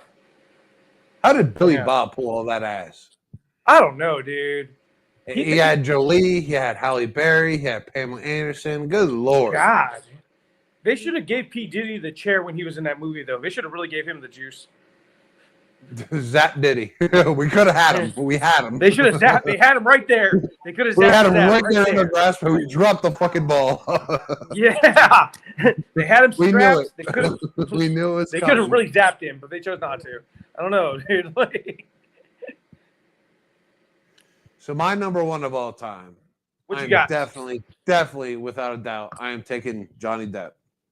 That's a good one. Okay. The man is poison. He's attractive, but the roles he's played in, like he could be anyone, and like he would just be cool to hang out. I mean, to play the roles he's played in, I mean, he's been in solemn roles. He's been in crazy. Dude, the man pulled off fucking Gene Wilder, Willy Wonka. I mean, he wasn't Gene Wilder. Hated him in it, dude. So weird. No. It was weird, I but feel like certain things Hollywood doesn't have to touch, and they mess with Willy Wonka, dude. Willy Wonka, weird. I feel like He's so off limits. He's twisted, but he's fun. Where's all the rum? You know what I mean? Captain Jack. There can never be another Captain Jack. Yeah, I mean, that's probably one of my favorite roles he did. But you go back to Where's Eating Gilbert Grape? Oh, that's a damn good one with Leonardo. Yes, Crybaby. You know, back in the very beginning, Crybaby. Yes. You know, when he finally shed a tear. I mean, everybody loved Johnny Depp, dude. He has evolved. I mean, he had a woman shit on his bed. I mean, that's my kind of guy. You know? And you know, he didn't beat her up. He just took her to court. Our chats are blowing up over here. I'm sorry. All right, hit the chat. Hit the chat. William says Adam West, Ben Affleck, and Will Arnett. Dude, how is Will Arnett so fucking rich? These are all Batman. Again, he took Yeah. Will Arnett dump. Was Will Arnett wasn't Batman, was he? Adam West, I'm going to marry just because like we can talk, and Ben Affleck just because he's either bringing Jennifer Gardner or J-Lo with him. So This is good eye candy. 3-piece. Oh, okay. Ben Affleck's eye candy. He's eye candy. He's but not attractive. But he's He's not. not. I don't see Ben it. I don't see Affleck's the not sex attractive. appeal. What is attractive about Ben Affleck? Tell me. And he was actually on the cover too of People magazine. I'm not saying that he's attractive. I'm saying, okay, so I want to catch the attention of Yeah. the girls around me and make them green with envy. Okay. I'm going to take Ben Affleck versus William Arnett. Yeah, William Arnett's out. I would have put JFK Jr. ahead of all three of them. Keep going, guys. Keep going. This came only reachable. William also says, you know who is not on there?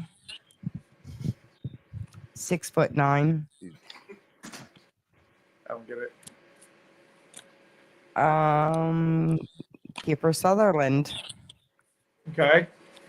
Um, Keep it 7. I know, I'm so far behind. I was researching stuff. William says you have smaller parts. And William also says John Wick. Yes, Oh, Keanu Reeves is John Wick. Ant-Man is Edward's stage name. It's actually tiny. It's actually tiny. It's Tootsie Pop, Tootsie Roll. She wasn't a hooked knucklehead. She wasn't. Hooker. Yeah, she wasn't. Yeah, you're right. You're right. She wasn't a hooker. Was his worst movie. Like Val Kilmer Green. Okay, I'm not catching half of that because I'm sure it was during your conversation while I was doing stuff and he was commenting and I wasn't getting to the comments. So I apologize. So a lot of that's out of context, but So I still get a female. Wait. I have Did you ever? female pick. Did you ever see whatchamacallit, what's his name? The one we were talking about, Angelina's ex. Did you ever see him in Blood In, Blood Out? Billy Bob Thornton? Yeah. Do you remember him in Blood In, Blood Out? No, I don't think I've seen that one. You've never seen Blood In, Blood Out? I don't think so. Wow. Okay. I wasn't a Billy Bob fan. After he like started dating all my girls, like Yeah. I wouldn't watch. Like I got a little bit in the back, and I was like, I hate him. Yeah. I just kept thinking about him being like with all my women. So like I won't give him the credit. I won't give him the time of day. Remember back in the I don't know day how when old- Julia Roberts was married to Lyle Lovett? They called him the ugly duckling of country music. Yeah. But his music and his personality became attractive. And apparently he pulled in Aaron Brockovich. Yeah, he got her. And then whatchamacallit, who was it? Larry King, I found out recently. He had a lot of wives. He was married like 6 or 7 times. Did you know that about Larry King? Have you ever watched his shit? Back in some of his interviews were damn good. Yeah, I mean, I could see why he'd be married 6 or 7 times, but I did not know that. Yeah, Larry King was married quite a bit. He was a William says you have female parts. Landman is an amazing show with Billy Bob, and it is. It's a wonderful show. It is. It's good. And a nude alley later. Nude alley later. See you later. Lauder. Well, you spelled later. Christy Allen is Christy Allen is dead, right? I don't know, but I know she put on a couple LBs. I think Christy Alley's dead. I think she is. Yeah. I think she died just a couple years ago. I mean, I'm staying Carmen Electra as my one and only. Her and Megan, probably Megan Fox, the worst actress of all time. She's terrible. But you know what? I will watch any of her movies from beginning to end, no matter how bad it is. Oh, dude. No. Yeah, I was Megan never a Fox- Pamela Anderson fan. Really, Megan Fox, that's another one. She's with fucking Machine Gun Kelly and Mickey Rourke. She did Mickey Rourke, for the love of Jesus. Well, she Riddle me she that. used to hook up with that dude from 90210, Brian Austin Green. I mean, when Megan Fox started dating Mickey Rourke, I was like, you know what? I have a chance. I was Wait, like, wait, for I was real? like, all I gotta do is hit the lottery, and you know what? I am going to text Megan Fox. I'm gonna have my agent text Megan Fox.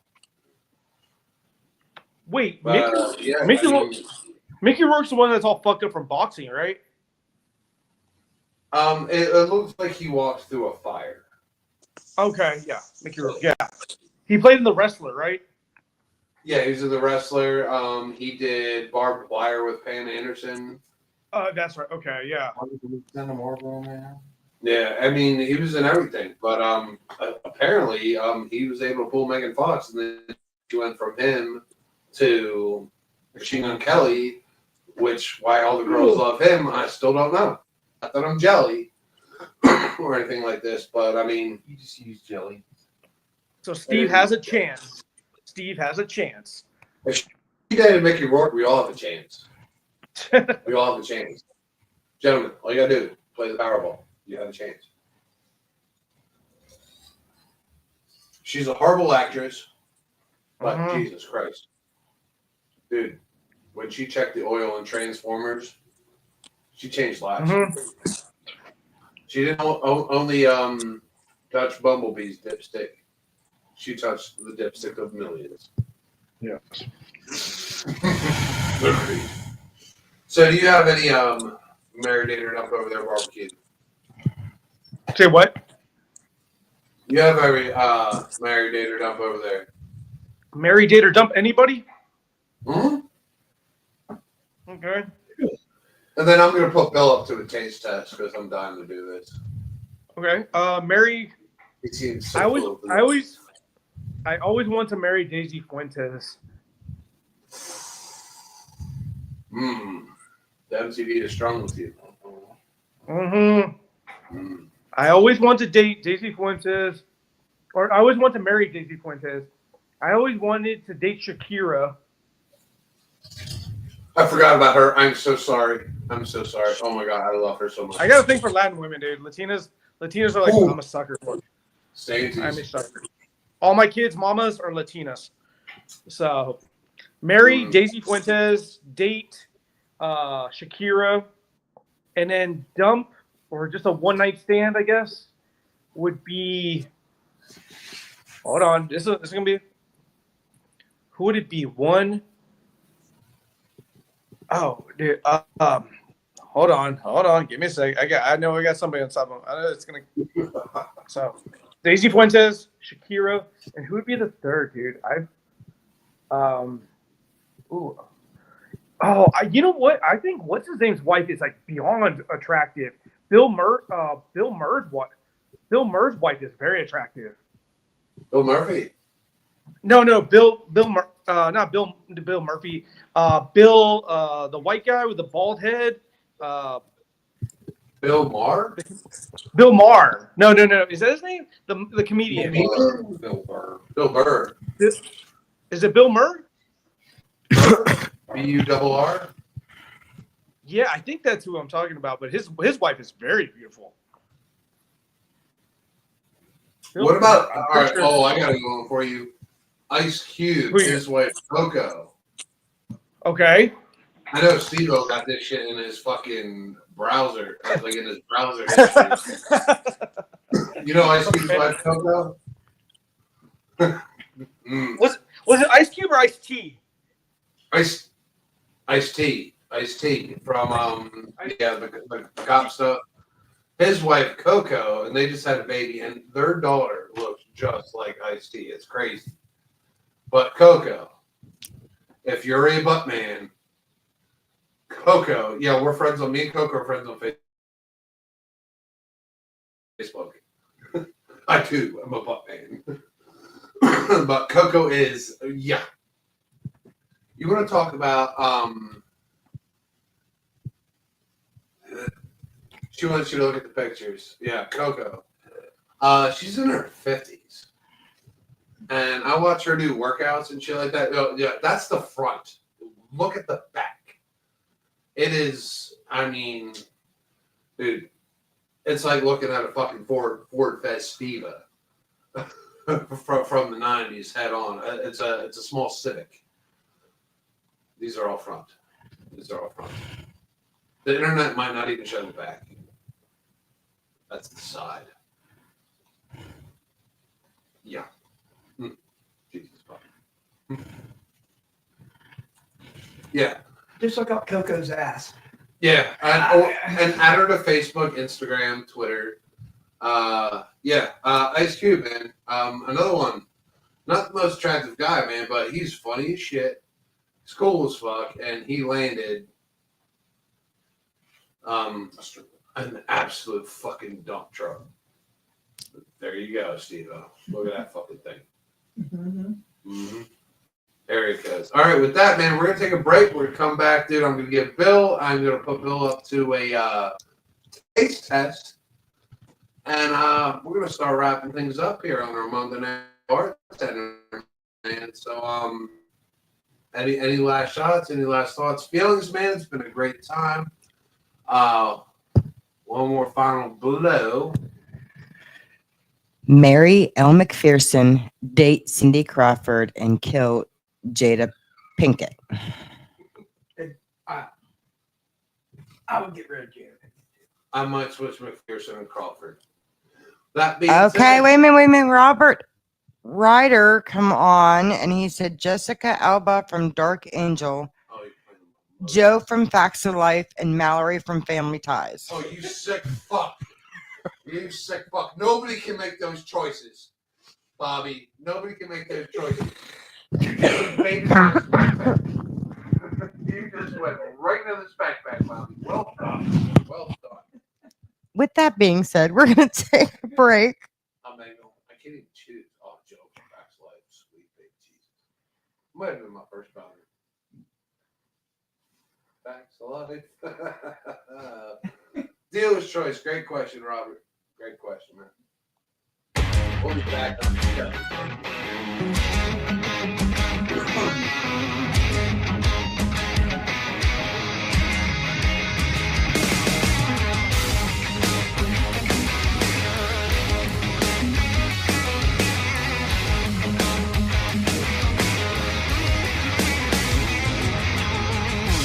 You made your bed, now you might as well lay down.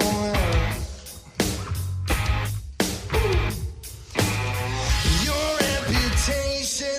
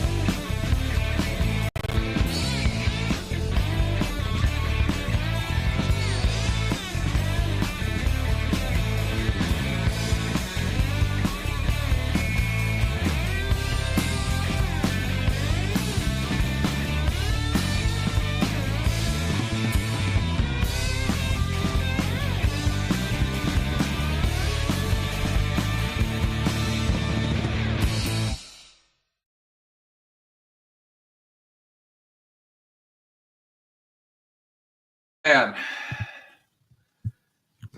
as our bartender,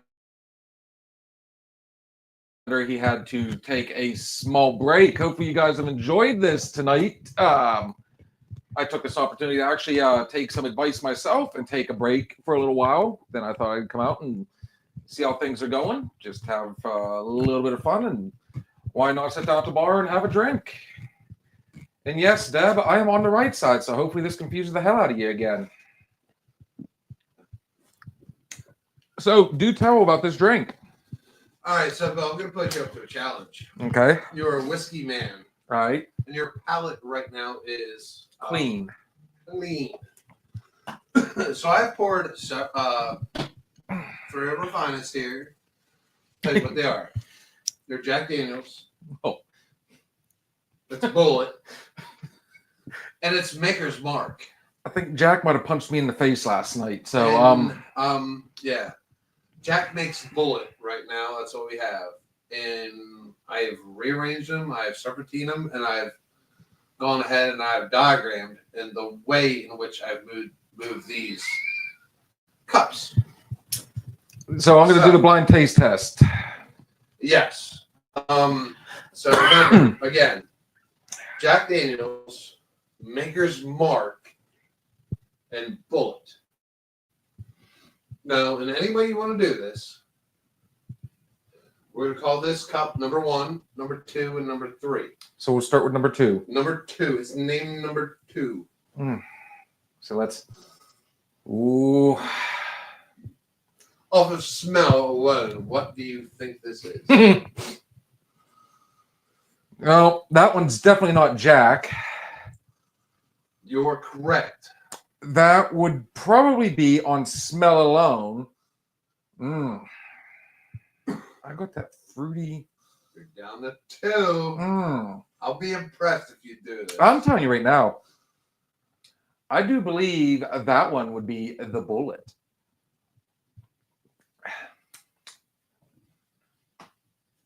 All right, so your answer for number 2 is Bullet.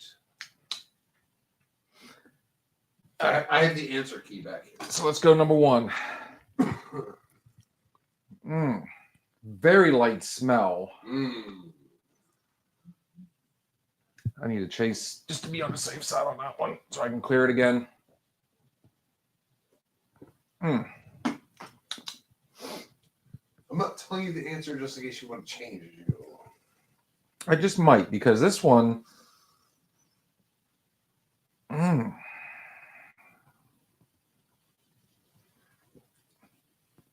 That's Makers. Oh. Woo! 1. Oh, yeah. So I can guarantee, and on smell alone, Jack has a very distinct. You always change your answers.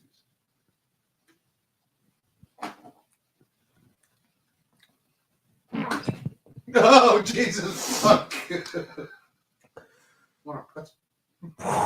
Ooh, that's Jack. Oh, because the geese are flying. Oh.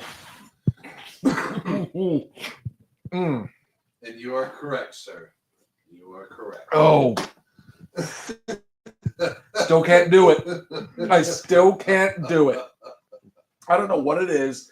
Jack Daniels, there's been rare occasions where I've been able to do shots of Jack and be okay, but that's very rare. And obviously, this is not one of those times. I might still be having PTSD from last night. But yeah, Jack just smacked me in the face again. But now you know, I know my bourbons, my whiskeys. Whew. All right. So, my shirt's popping up. Everybody sees the back tat. The Trump stump. What's Bobby got there in the chat before we start wrapping? It's still the same one we ended with. Jessica Alba from Dark Angel, Joe from Facts of Life, and Mallory from Family Ties. Yeah, can't answer Bobby because you know what? That takes me back to my childhood and first boners. And you know what, dude? My mom watched her like 2 stocks. Thank you, Family Ties. Thank you, Cable TV. Thank you, channels 2 through 10, because that's all we got with our rabbit ears. Oh God, the rabbit ears. Yeah. I'm trying to think. Like I had a lot of crushes back in the day, but Your 80s crushes with the big old hair. oh wow. I mean, you had your models. You had, your posters. Back when we used to have posters, and they weren't fucking anime or something else like that. Cindy Crawford.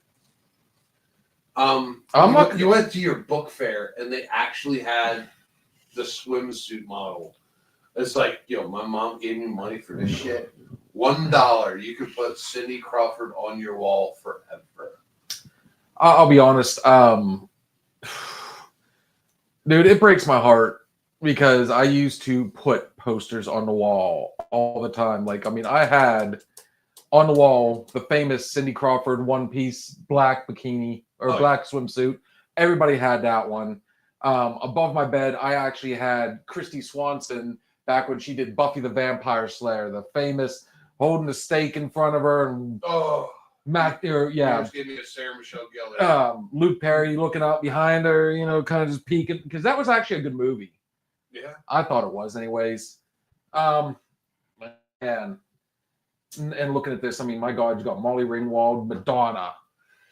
I mean, geez, oh man. I mean, 80s, 90s. I mean, these women weren't just like in our spank banks, because you know what? Most of these women were fully clothed when they did things, and they were beautiful. You know what I mean? Molly Ringwald, Brooke Shields. oh good Lord, don't get me started. Even back in 90210, she had already got rest her soul. I see Paula Abdul, Chris. Oh man, Christy Brinkley, Janet Jackson. There was do you remember the '80s movie Heathers that had Winona Ryder, a young Shannon Doherty? Dude. I mean, to be a sex symbol without having to show your fucking vagina. I mean, there's precedence to everything on that, man. Like you were beautiful, you were hot, you were sexy, and all you had to do was smile. Now it's so competitive. It's like who shows the most tits, who wears the best leggings, like who's spandex goes like up inside of them. Yeah, they didn't. I have to agree. They didn't do that back in the day. They went on. Couldn't do it. I mean, Saved by the Bell. Let's go Saved by the Bell. You had 3 hot women. 2 of them never had to do the nudity. The one broke away and decided to do striptease. One of the raunchiest. Nope. One before that. Showgirls, and she was probably honestly the ugliest of the 3 on the. She was like the tall, slightly outcast to Saved by the Bell, but she was the one that went out there and actually showed her tits. She showed it all in that movie. But it was like Blockbuster when she did it. That movie tanked so hard, but except for like the 2 minutes and 30 seconds. Yeah, honestly. I mean, trust me, my parents had to do a lot of tube sock washing to that one. But her name was like Christine or something, because you finally had you had that like. Gosh. There it is, Heathers. Oh, dude, Christian Slater. I'll tell you what, he did a movie that flew under the radar for people, and if it was an ex-girlfriend of mine that introduced me to it, and luckily I found it later on down the road back in my pawn shop days when I'd go around and find movies that way. It was called Pump Up the Volume. Christian Slater was a pirate disc jockey. He was the modern day, he was the equivalent of what Howard Stern was later on. Oh, and he was what he would do is he would use a shortwave radio. And, back in the day, those radios could actually show up, you could hear them, people talking. Do you ever listen to your boombox and you could hear somebody talking on the CB? Oh. So that's what he did. And it just grew. And I tell you what, there was a girl in that, and I'm trying to think of her name right now, because she went on to star with him again in Broken Arrow. She was the park ranger that ends up helping him. Oh, that was good. Broken Arrow, that was hot. And then she turned, John Travolta, I don't care what anybody says, that man could do it all. You want to talk about a very versatile actor? That man. was phenomenal. John Travolta, if you're out there listening, which Maybe we'll get lucky and have him on here one of these days. we need more, John. We need another one. We need the encore from John Travolta. I wish I could remember her name, but dude, I tell you what, after I saw that movie, I was absolutely in love. And I hate to be the perv of the group right now, but she did a topless scene. It's the only time she's been topless in a movie, but it fit the scene. Like it wasn't derogatory or anything like that. It went with it. So Katrina, John Travolta might be on your you might have missed him on your people's top list there. Very attractive man, very great smile. You take him back to Greece, dude. Shaved head, bald head. Guy's got great hair. Dude, have you seen it? Have you seen his daughters? yes. They're like our age. Oh, dude, look at the Baldwin girls. Oh, like Ireland. Whew. Sweet big Jesus. Dude, Tom Cruise, his daughter. There's That's a couple We're of going to the gym tomorrow. Johnny Depp's daughter, Lily Depp Rose. Dude, she's and my point being though, you know, like you said, like everybody shows nudity nowadays. And I tell you what, it's been a career killer for people.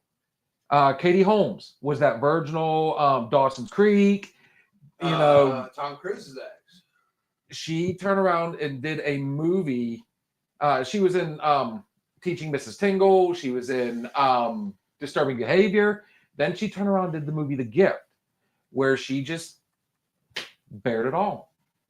And it bombed. The movie didn't bomb, but her career did after that. Like it plummeted.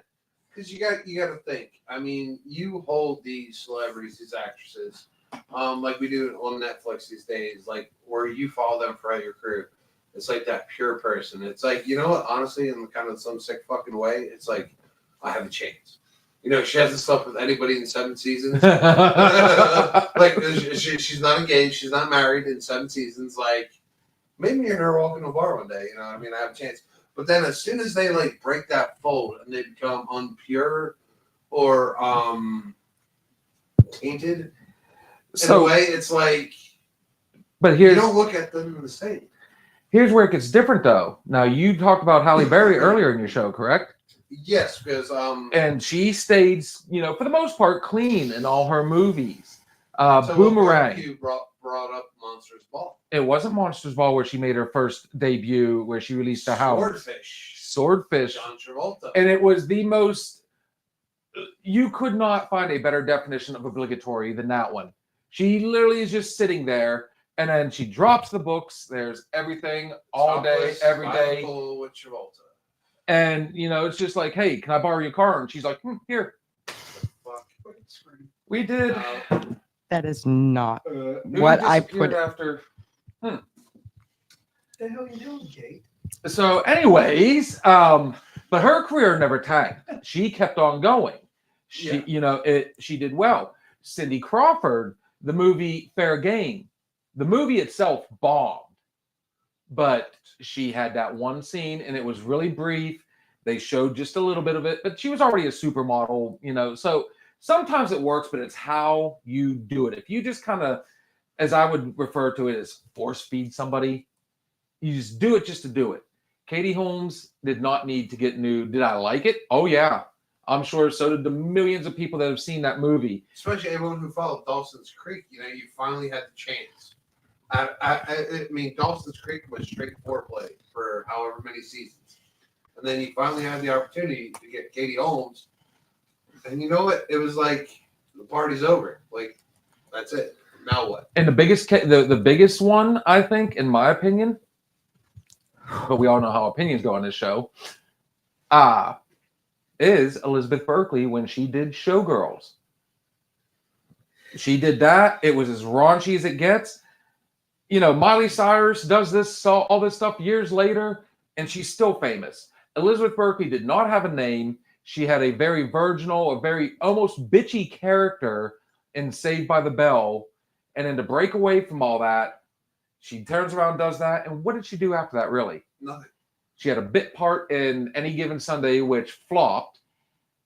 And she played a hooker. If someone said, I'm sorry, she played a call girl. If someone said Elizabeth Berkley to you, the first thing that would come to mind is like, who? And then you'd be like, showgirls. And you'd be like, oh, Oh yes. yeah. The stripper would be like, did you also know she played in Saved by the Bell? And they're like, oh, yeah. She was Jessie Spano. It was that. I mean, there's a thing about The Secret. The not being able to get it. You know what I mean?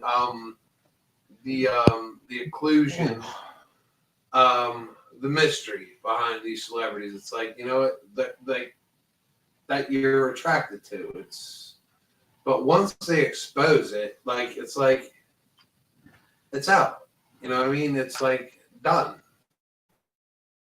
Halle Berry, once you got like banged by Billy Bob, for me, I was like done. You know what I mean? And it's still movie lore to this day that was actually done raw. Like they actually were having sex on screen. It has never been fully proven nor disproven. It's one of those things, if you look it up, you'll be like, which celebrities actually fucked when they made movies? And there are several of them because, you know, and you know what, some of them are so passionate about the movie business and like making it real. But they don't care. They'll wrap it and they tap it. And, you know, just to make the scene real. And there's several of them. I mean, not a bad job. I mean, you're pretty much watching live porn on screen. You don't even know it. Like, it was like cut out the bottom half. And for them, it's nothing. For them, it's nothing. It's millions of dollars. And you know what? Be like, hey, how do I find myself attracted to this person? Yeah, put myself in them. I think one of the best examples of how to do it tastefully is Mia Jovovich from Resident Evil. I think I loved her. There was multiple movies, and Uma Thurman was another one that was really good at doing it classy. Like I said, if you have star power already, not just being on a hit show, and here's a good example, another one, and that would be I had it and then lost it. You said it, Striptease. Demi Moore. Striptease was an absolutely horrible movie.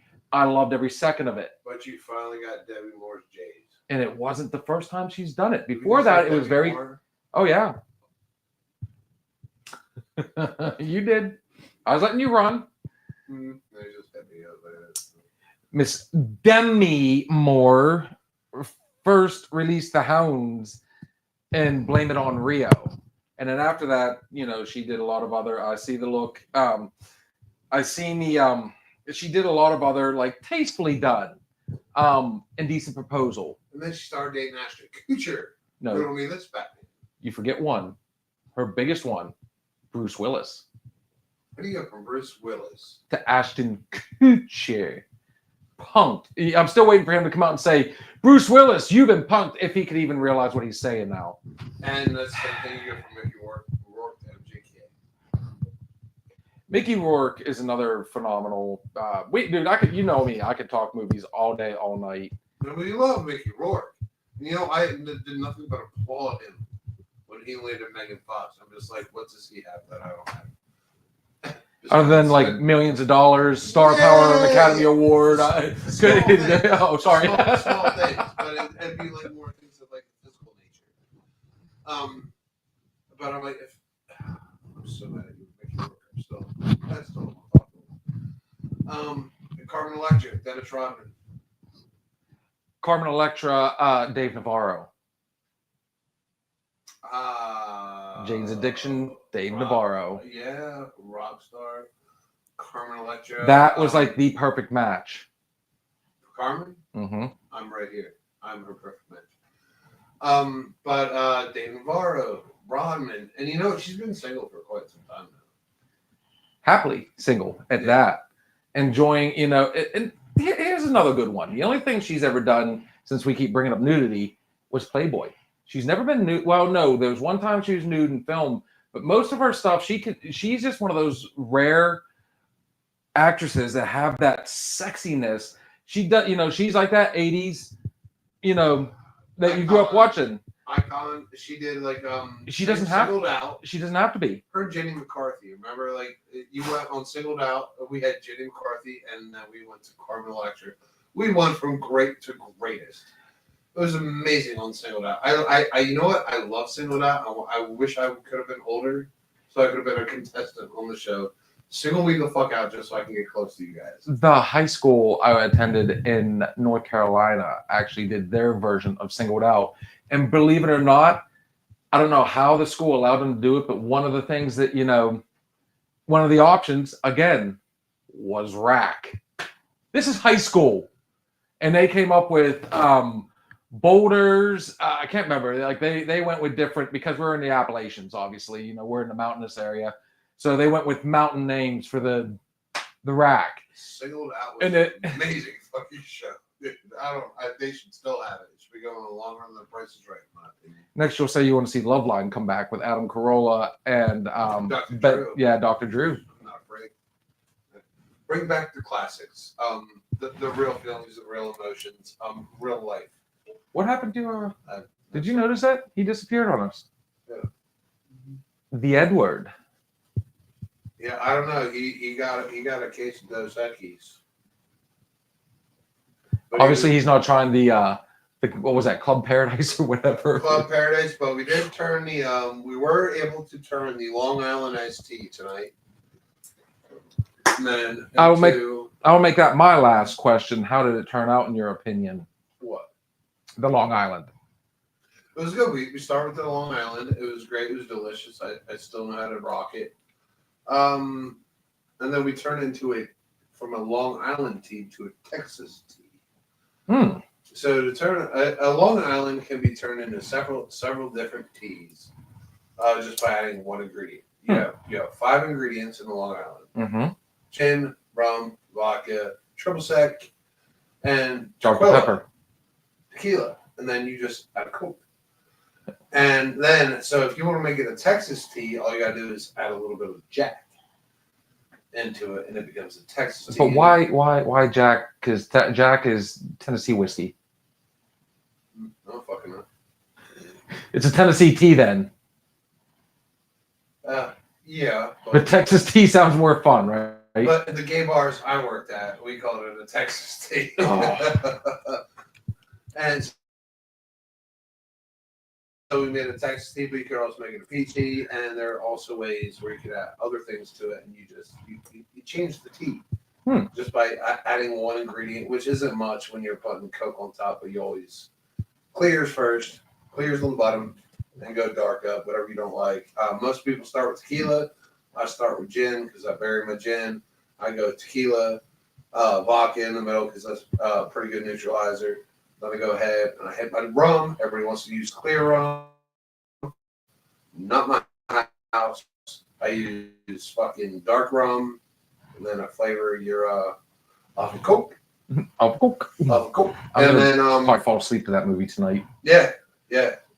Rocco. And then switch it around, put it in the vortex, and send it. So it sounds like you had a pretty eventful. Nice. Yeah.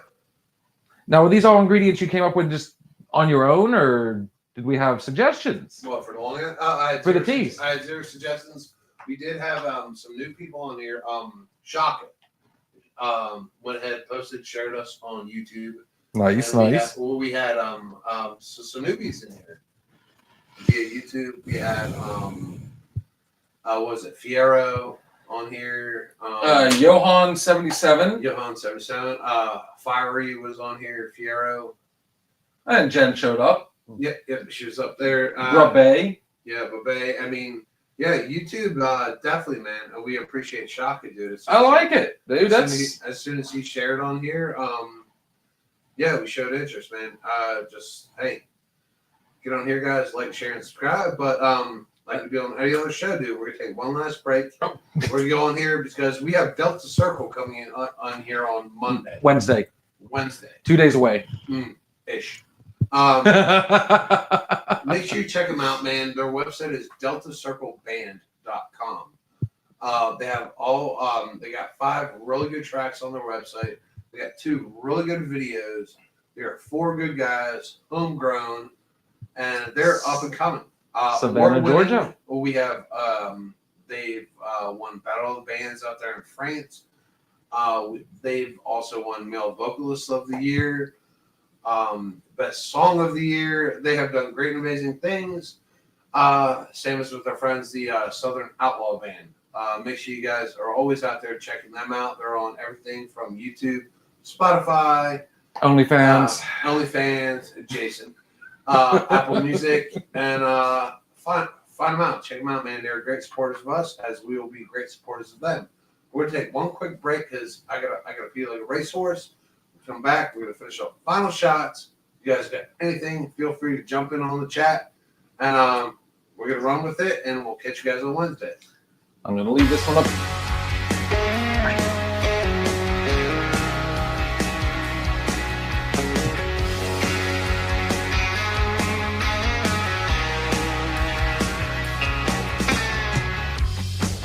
I lost myself today, never to be found. Remnants of my yesterdays, fighting to be heard. I lost myself today. Echoes of what we both said, holding me down, holding me back. Chains of all my regrets, linked to every word, and the echoes of what we both said. Leaving Georgia in a pine box would have been easier. Instead I'm watching the sunset on the end of his pier, knowing that he's holding you tonight while I'm holding a beer.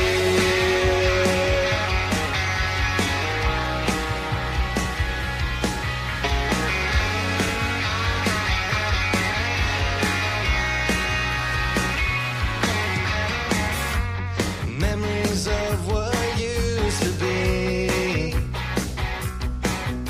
crowding my thoughts, killing my dreams. Letters from a past life stop me on a dime, with memories of what used to be. Leaving Georgia in a pine box would have been easier.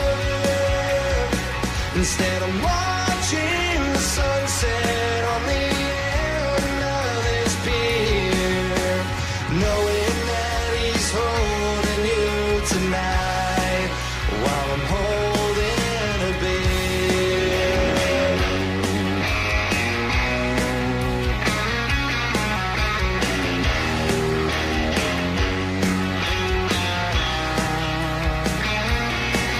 Leaving Georgia in a pine box would have been easier. Instead I'm watching the sunset on the end of this pier, knowing that he's holding you tonight while I'm holding a beer.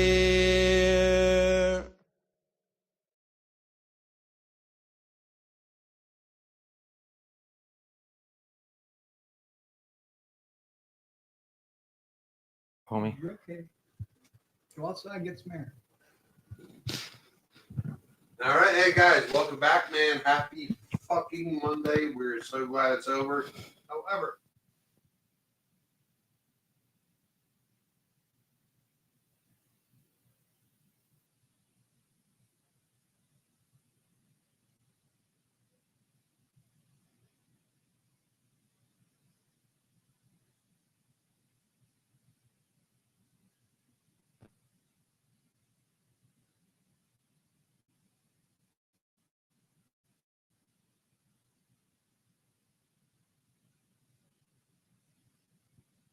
Dan Skeens. Right tomorrow, Nationals kill. There you go. Skeens on the mound. But yeah, it's great coming on here, man. Shaka. Again, thank you for getting on here supporting us, man. Sunday is going to be a little interesting for everybody with it being Easter. So we're going to kind of, I guess, keep it up in the air on whether or not we're actually going to do that. Up in the air, yeah. We're still playing with our plans, so I have no idea what's going on. But I'm sure we'll be able to give you guys some kind of presents on Easter. But yeah, Easter's kind of that one holiday. It always slips through, like you don't realize it. What do we do on Easter? We eat. That's what Sarah just said. She goes, "It is the one holiday that truly does creep up on you." Yeah, it hit me like today. I was like, oh shit, it's Easter. Like, it's an odd one. Like, I mean, we celebrate it. We don't celebrate it. I mean, it's a more religious holiday. I mean, if you really want to go that route, I mean, it's supposed to be the day that Jesus was resurrected. Right, from Yes. Yeah. So, honestly, especially with it being Easter Sunday, a lot of people go to church in the morning. Then you're supposed to sit down and you do. They say Easter dinner, but guys, don't forget, dinner can also be referred to as lunch. That's just another word for lunch. You sit down, you enjoy your ham and your family time. Easter is definitely ham, deviled eggs, mashed potatoes, gravy, sweet potatoes. So, yeah, definitely, man. A good holiday is a good chance to get together with loved ones, family. You have an excuse to tolerate each other for a day. So go ahead and do that, man. Here, we're not sure what the fuck we're gonna do because it just crept up on us as well. Well, the only reason I did interrupt, I do apologize, sir. Is half of us in this room right now are going to be unavailable, while the other two, up in the air. Yeah. I mean, it's 8 o'clock at night. I mean, I don't see it being too bad. But like I said, we're just definitely going to have to play that one by ear. We're up to 5 viewers all of a sudden. Oh, Aunt Jen. Yo, shit, yeah. What the fuck did you do for the last 2 hours, Aunt Jen? I'm back. There's no sound. I can't hear you. I don't have no sound. Obviously, and you have no knowledge of technology. To click the link, Aunt Jennifer. Aunt Jennifer, I'm going to call you after this, and I'm going to give you a small instructional video on how to click the link. I'm not going to do it. Somebody else is. I don't even know how to do it. I did it once. Do you really want to ask that question? Yes, Lord. Yeah, we're good. We're all over. All right, so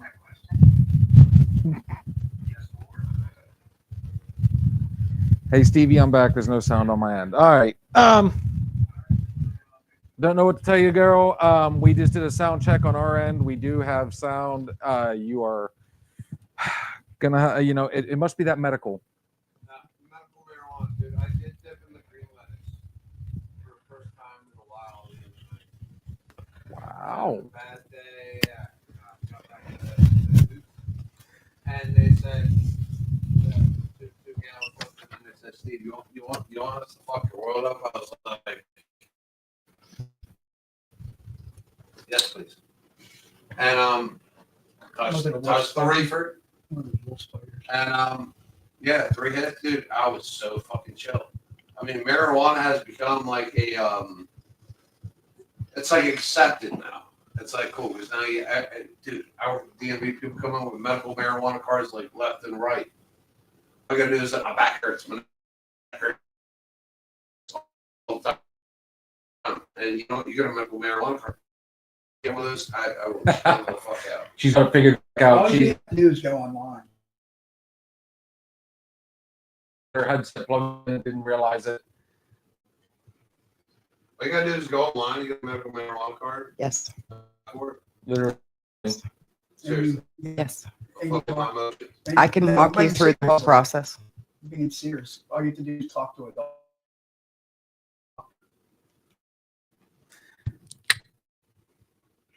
I got you. Oh Lord, here come the gummies.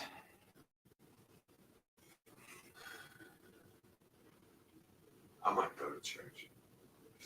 That's it. All right. So with that being said, man, I appreciate each and every one of you guys coming on here to another shot. Remember, we're gonna be back Wednesday. Double Circle. Check them out. DoubleCircleBand.com. Thursday, we're going to do sports. And Jennifer, I might fucking buzz you after this. I'll see. I always say I'm going to do it, and then I fucking puss out. We'll see. Stand by your phone. Make sure that charges. And seriously, let that man out of the bathroom. Make sure your headphones are unplugged. Yeah, earplugs. Better be careful. She might bring it with her when she comes to the studio. Yes, thank you guys, everybody, for tuning in. Shaka, Barbecue, especially you guys have always been loyal supporters. Jason, shit knocker, go fuck your couch. But yeah. You doing last shot? Yeah. Okay. Yeah. Let's say when. Luke. No, you guys are gonna go first. I'm gonna go last. Cheetah, you have the last shot? Hey, it's everybody. You got a last shot? Little squeezy peasy. He's lonely at the bar. Do you need somebody at the bar with you for a moment? I just want to hear it. Have to feel safe sitting down again. I got the critter. He did. Oh, he did. He did. I felt a crunch. My finger's still cold from the guts. We're gonna call him the Val Kilmer of spiders. Just remember that, guys. If I ever pass out around here, you hate spiders. You hate very little microbugs. I hate snakes. And mice. And Jen says, have a great night, Stevie. I love you very much. Be safe going home. I will see you Wednesday. Good night, William. Good night, Kat. Good night, Blue. Have a great night, guys. See you Sunday. Or, I'm sorry, Wednesday. Call you. Yeah, right. You'll never call me. Call you in a minute, ain't you? All right, Kat, you got a last shot? Cat's out. Manstar, you got another shot? You know what? I'm going to be honest, guys. My last shot is very simple. And I've preached this to myself multiple times. And anybody that watched last night's show knows the outcome of this one. Make sure you drink responsibly. Eat first. That is my last shot. Put something in your damn stomach before you chug 48 ounces of, I guess you could say, spiked fruit juices. Yeah, because I tell you what, the spike hit me. And just make sure you guys tune in on Wednesday night, because I'm telling you, this is going to be a good one. I cannot wait. It is going to be a star-studded, because I've already got it. We're going to have people in the chat, and we may end up having to bring them up on here and introduce two other people. Two bands together. We appreciate each and everything. Remember to like, share, and subscribe. Oh, wait. But there's more. I have a last shot. I am a smoking hot, a very expensive... Oh, wait, no. I am a smoking out of a very expensive marijuana... Okay. Yeah, we're good on that, sweetie. Thank you. Much appreciated. Steve-O. Feed the ducks, sir.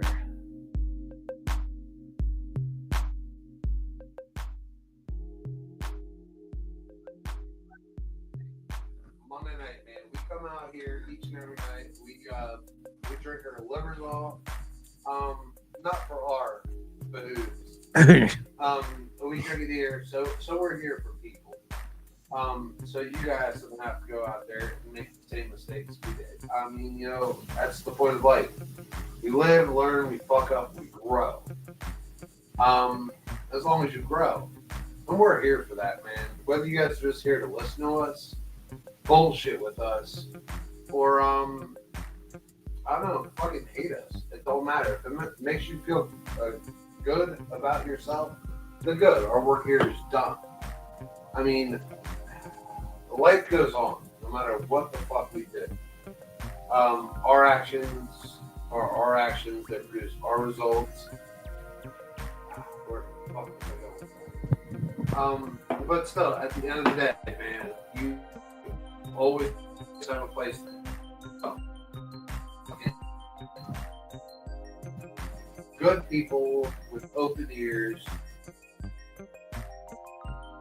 That's don't judge you. There you go.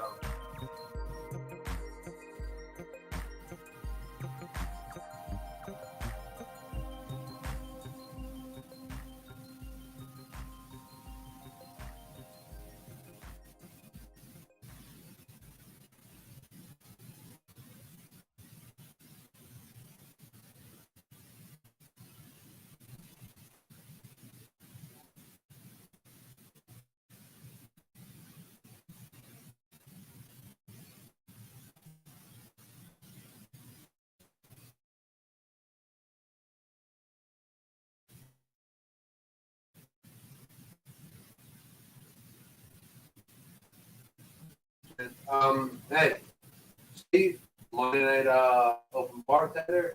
Thanks for joining. We'll see you again on Wednesday. Everything we say on this show is just our opinion. Then again.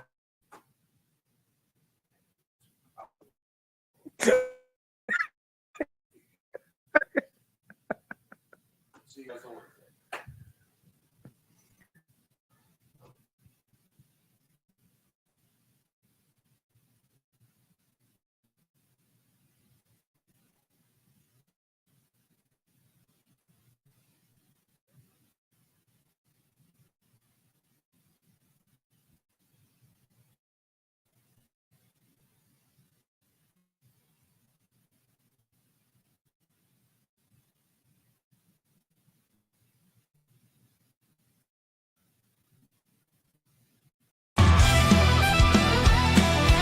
Looking for a body, good man, have you found it? Another shot is coming raw and unbounded. The whiskey's always talking and the beer's overflowing. Another shot is gonna hit you with a mind overload.